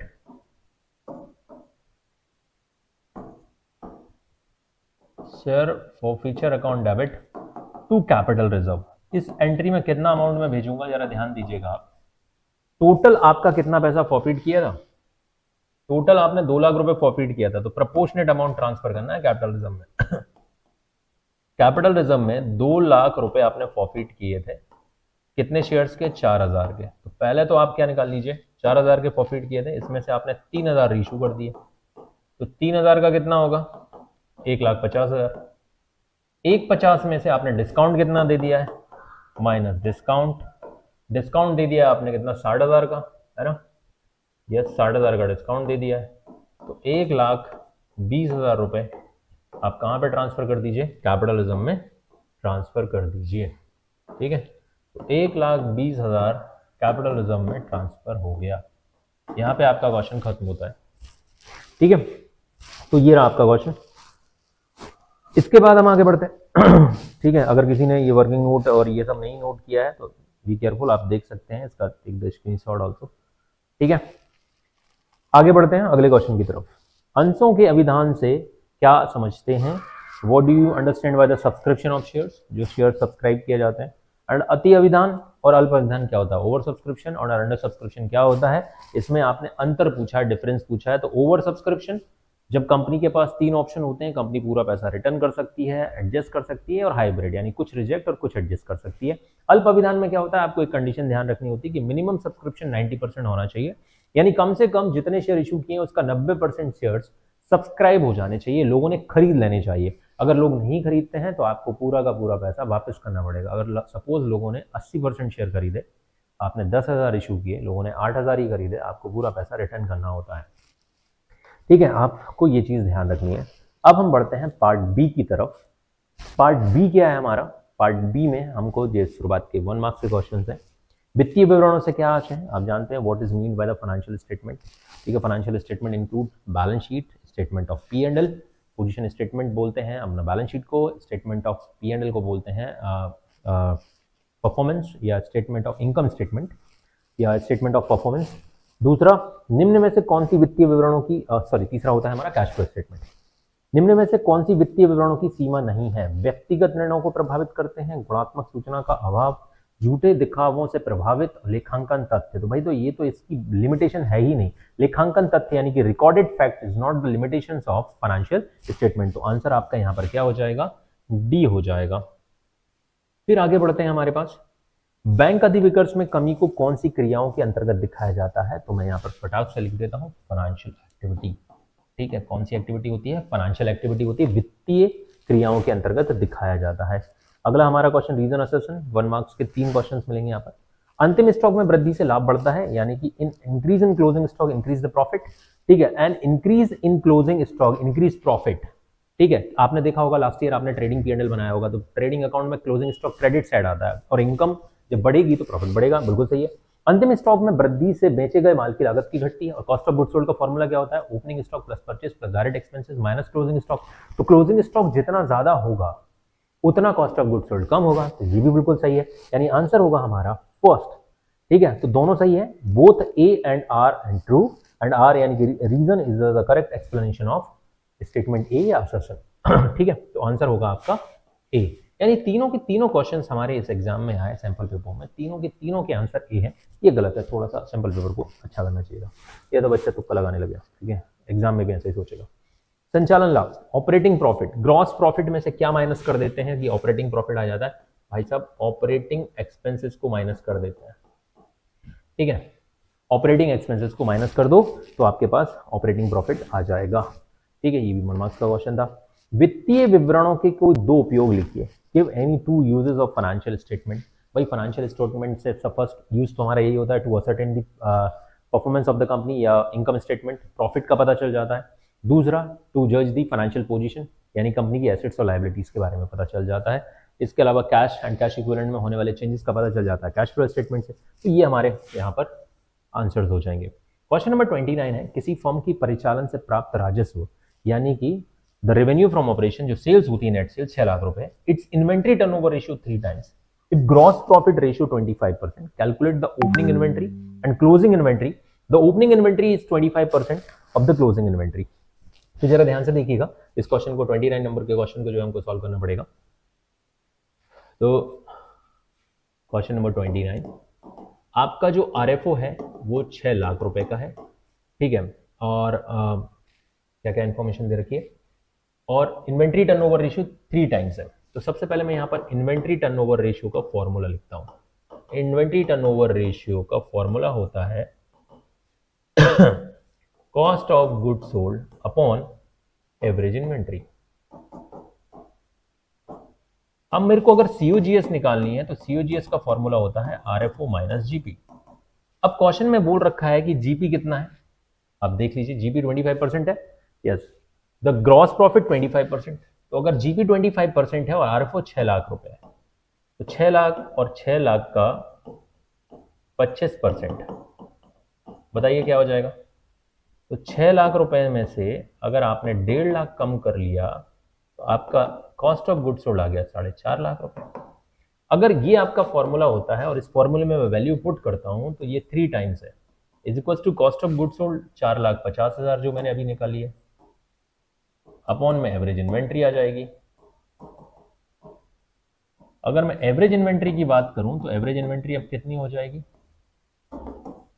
4,50,000 upon 3, यानी कि 1,50,000। अगर 1,50,000 आपकी एवरेज इन्वेंट्री आ गई है तो आगे हम कर सकते हैं इसको, एवरेज इन्वेंट्री आ गई। अब एवरेज इन्वेंट्री का फॉर्मूला क्या होता है, average inventory equals to opening inventory plus closing inventory divided by 2, ठीक है। अब अगर एवरेज इन्वेंट्री आपकी 1,50,000 है और क्लोजिंग इन्वेंट्री, ओपनिंग इन्वेंट्री के बारे में कुछ इंफॉर्मेशन दे रखी है, क्या बोला है, the opening inventory 25% of the closing inventory, ठीक है, the opening inventory is 25% of the closing. अगर ओपनिंग इन्वेंट्री 25% ऑफ ओपनिंग है, दैट मींस ओपनिंग 100% होगी कि नहीं होगी, बिल्कुल, क्योंकि 100 क्लोजिंग इन्वेंट्री का 25% है, ठीक है, और ये तो 2 है भाई साहब, तो ये इसको आप मल्टीप्लाई कर लो। तो हमने इसको मल्टीप्लाई किया तो ये टोटल अगर मैं बोलूं तो 125% है, इज इक्वल्स टू, ये इसको अपन ने मल्टीप्लाई किया तो ये हो जाएगा 3 लाख, ठीक है, ये इसके बराबर है। अब मुझे जो चीज निकालनी हो उसको निकाल सकता हूं मैं। मुझे क्या चाहिए, ओपनिंग इन्वेंट्री चाहिए। ओपनिंग इन्वेंट्री का फॉर्मूला क्या है, opening inventory equals to, opening inventory कितनी होगी, 3 लाख को डिवाइड कर दो किससे, 125 से, मल्टीप्लाई कर दो 25 से, तो कितना हो जाएगा, 3 लाख डिवाइडेड बाय 5 कर देते हैं सीधा, ये हो जाएगी 60,000, ठीक है। और क्लोजिंग इन्वेंट्री कितनी हो जाएगी, 3 लाख को डिवाइड कर दो किससे, 125 से, और मल्टीप्लाई उसका परसेंट कितना 100, ये कितनी हो जाएगी, माइनस कर दो सीधा 3 लाख रुपए में से, तो 240 हो जाएगी, यस, 2,40,000, ये आपका आंसर है, ठीक है, दैट्स योर आंसर। थोड़ा अजीब लगा होगा आपको क्योंकि मैंने अपने स्टाइल में किया है, ठीक है, तो जिसको मेरा स्टाइल पसंद ना आए वो आप जो आपने आंसर की दे रखी है उसके अकॉर्डिंग भी आप कर सकते हैं, ठीक है, वो मैथ्स के स्टूडेंट ज़्यादातर वैसे करते हैं, ठीक है। आगे बढ़ते हैं, स्टॉक आवर्तन अनुपात का सूत्र लिखिए, उच्च स्टॉक आवर्तन अनुपात की क्या प्रदर्शित करता है, right the formula of inventory turnover ratio. अरे भाई साहब ये इसी का अपोजिट पूछ लिया आपने, ठीक है, इन्वेंट्री टर्नओवर रेशियो का फॉर्मूला ही होता है cost of goods sold upon average inventory. अगर what is indicate the high inventory turnover ratio, जितना इन्वेंट्री टर्नओवर हाई होगा, जैसे अभी मैंने इस क्वेश्चन में आपको इन्वेंट्री टर्नओवर रेशियो कराया है 3 टाइम्स था, अगर कॉस्ट ऑफ गुड्स सोल्ड हमारी सपोज करो यहाँ 450 ही होती, थोड़ी देर के लिए मैं यहीं पे करके दिखा रहा हूँ, 450 होती, और अगर जो इन्वेंट्री टर्नओवर, अगर ये एवरेज इन्वेंट्री हम यहाँ पर 30,000 कर लेते हैं, ठीक है, तो ये क्या आता, ये आ जाता 15 टाइम्स। अगर हाई इन्वेंट्री टर्नओवर रेशियो आएगा इसका मतलब है कि कंपनी बहुत जल्दी अपनी इन्वेंट्री को किस में कन्वर्ट कर देती है, सेल में कन्वर्ट कर देती है, यानी स्टॉक कम रखती है और बेचा बाची ज्यादा करती है, तो इससे उसकी कहीं ना कहीं स्टोरेज कॉस्ट कम आएगी, ठीक है, high inventory turnover ratio, inventory बार बार सेल्स में कन्वर्ट हो जाती है, ठीक है। आगे बढ़ते हैं, निम्नलिखित जानकारी से निवेश गतिविधियों से नकदी प्रवाह, ये हमारा आई थिंक लास्ट क्वेश्चन होगा, यस, ये हमारा लास्ट क्वेश्चन है, ठीक है। तो निम्नलिखित जानकारी से निवेश गतिविधियों से नकदी प्रवाह विवरण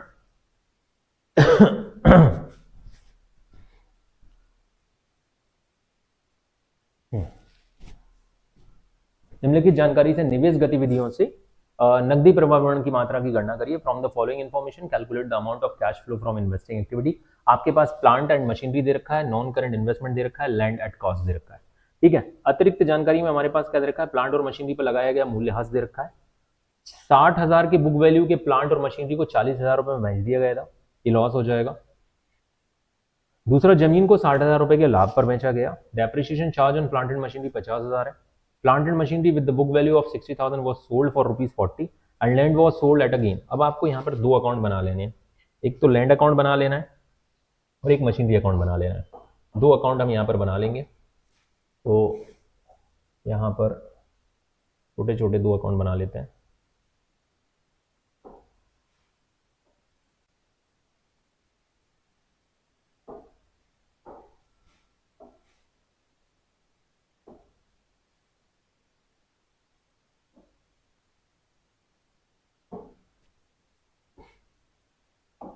पर्टिकुलर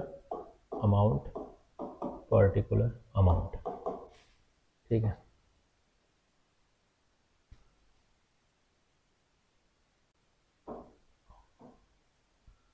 ये हमने दो अकाउंट बना लिए। एक तो लैंड अकाउंट बना लेना और एक मशीनरी अकाउंट बना लेना है, प्लांट एंड मशीनरी जो भी है, ठीक है। दोनों के ओपनिंग बैलेंस लिखोगे, टू बैलेंस बीडी। एक बार फिर देखते हैं हमारे पास क्या क्या है। Plant and machinery 8,50,000, land 2 lakh और 1 लाख है, ठीक है। ओपनिंग बैलेंस 2 लाख और 1 लाख है, 2 लाख और बाय बैलेंस सीडी 1 लाख रुपए। Plant and machinery to balance BD और बाय बैलेंस सीडी कितना है चेक कर लेते हैं। 8,50 और 10, 8,50,000 और 10 लाख, ये इनकी इंफॉर्मेशन हो गई। अब इनसे रिलेटेड आइटम देखिए। प्लांट और मशीनरी को लगाया गया मूल्यह्रास कितना, 50,000 है। बाय डेप्रिसिएशन कितना है, 50,000 रुपए का है, ठीक है। ये पॉइंट अपना कवर हो गया। दूसरा है 60,000 का बुक वैल्यू का प्लांट और मशीनरी 40,000 रुपए में बेचा गया। 40,000 रुपए में बेचोगे बाय बैंक, सीधी सी बात है, हमको 50,000 रुपए का था, तो बाय पीएनएल ये लॉस हो गया होगा कितने का, 10,000 का। टोटल कर लीजिए आप कितना हो गया, 11 लाख में से 8,50 माइनस करोगे तो 2,50,000 का आपने क्या करा होगा, प्लांट खरीदा होगा। ये तो आपकी एक इंफॉर्मेशन बैलेंसिंग फिगर, 2,50,000 का प्लांट आपने खरीदा होगा, ये बाय किया होगा, है ना। अब आ जाते हैं अपन मशीनरी की तरफ। जमीन को 60,000 रुपए के लाभ में बेचा गया है। जमीन को जो बेचा गया था टू पीएनएल अकाउंट, ये गेन हुआ होगा। लॉस उस साइड आता है तो गेन 60,000 के फायदे में बेचा गया, तो ये तो हो गया 2,60,000। अब 2,60 इधर का भी टोटल आएगा, तो कितने में बिकी होगी एसेट्स। अब हमें ये पता चल जाएगा कि हमारी एसेट्स कितने में बिकी होगी, बाय बैंक 1,60,000 रुपए में बिकी होगी। अब जहां जहां बैंक आ रहा है उसको थोड़ा सा फोकस करना है। बैंक कहां कहां आ रहा है जरा ध्यान दीजिए। पहला बैंक, दूसरा और तीसरा, ये सारे बैंक आ गए। इसके अलावा और हमारे पास क्या आइटम था, नॉन करंट इन्वेस्टमेंट 40 से 1 लाख रुपए के हो गए हैं, यानी कि 60,000 रुपए के खरीदे गए होंगे। इसके अलावा कोई भी इंफॉर्मेशन नहीं दे रखी है। तो अब हमको क्या करना है, आपसे पूछा है कि भैया आप बताइए कि cash flow from investing activity कितना होगा, ठीक है। हमने यहाँ पर हेडिंग डाला cash flow from investing activity. तो सबसे पहले अगर मैं बात करूं तो इनफ्लो की बात कर लेते हैं और आउटफ्लो की बात कर लेते हैं। सिंपली हम इनफ्लो और आउटफ्लो, इसके ऊपर भी मैंने अपना वन शॉट वीडियो बना रखा है, आप चाहो तो वॉच कर सकते हैं, डिस्क्रिप्शन में आपको लिंक मिल जाएगा। तो इनफ्लो में सबसे पहले हमने क्या किया, सेल ऑफ लैंड, 1,60,000 रुपए का तो हमारा लैंड बिक गया था। Sale of plant and machinery 40,000 रुपए में बिका था, 40,000। तो टोटल हमारे पास 2 लाख रुपए का तो इनफ्लो हो रहा है पॉजिटिव। अगर मैं बात करूं तो purchase of plant and machinery कितना था, purchase of plant and machinery हमारी पिछली स्लाइड्स में हम देख लेते हैं। हमने बाय कितना किया था, 2,50,000 का किया था। तो 2,50,000 का हमने प्लांट एंड मशीनरी बाय किया है। और दूसरा purchase of non current investment NCI. तो गाइज यहाँ पर एक्चुअली इन्वर्टर ओवरऑल फिनिश हो चुका है, मतलब इन्वर्टर लाइट नहीं है यहाँ पर, तो इन्वर्टर की वजह से मतलब पिछले 2 घंटे से लाइट परेशान कर रही है। तो कोई बात नहीं, फिलहाल में फाइनली हमारा वीडियो रिकॉर्ड हो चुका है। जो लास्ट क्वेश्चन है उसमें क्या हुआ है कि हमारा जो हमने परचेज़ किया था प्लांट, वो भी हमने लिख लिया 2,50,000 का, और जो हमारा इन्वेस्टमेंट था वो 60,000 रुपीज़ का परचेज़ किया गया था। तो टोटल 3,10,000 का हमारा जो है इन्वेस्टमेंट यहाँ पर परचेज़ किया गया है। 3,10,000 का हमारा यहाँ पर आउटफ्लो है। तो ये टोटल जो भी आप नेट करोगे तो आपका आउटफ्लो आ जाएगा। एक्चुअली यहाँ पर हमारा ये क्वेश्चन पेपर का सॉल्यूशन कंप्लीट होता है। लास्ट का एक क्वेश्चन थ्योरी है, वो आप देख लीजिएगा। तो मैंने यहाँ पर पूरा कंप्लीट सैम्पल पेपर सॉल्व कराया। Sorry for the disturbance, light ने बहुत ज़्यादा परेशान किया। लेकिन आज के इस वीडियो में इतना ही, हमने जो सैम्पल पेपर सॉल्व किया है। अगर ये वीडियो आपको पसंद आया हो, आप यहाँ तक बने रहे, इसके लिए बहुत बहुत धन्यवाद। और अगर ये वीडियो आपको अच्छा लगे और तो अपने दोस्तों के साथ ज़रूर शेयर करिएगा और कमेंट में बताइएगा अगला वीडियो आपको किसके ऊपर चाहिए। तो ये था हमारा video Haryana board accountancy paper, sample paper जिसको हमने सॉल्व किया। तो आप लोगों का यहाँ तक बने रहने के लिए बहुत बहुत धन्यवाद। मिलते हैं अगले वीडियो में, तब तक के लिए घर पे रहिए, पढ़ते रहिए, और कोई भी डाउट हो तो कमेंट बॉक्स में कमेंट जरूर करिएगा और वीडियो को शेयर करना बिल्कुल मत भूलिएगा। मिलते हैं अगले वीडियो में, तब तक के लिए जय हिंद, जय भारत।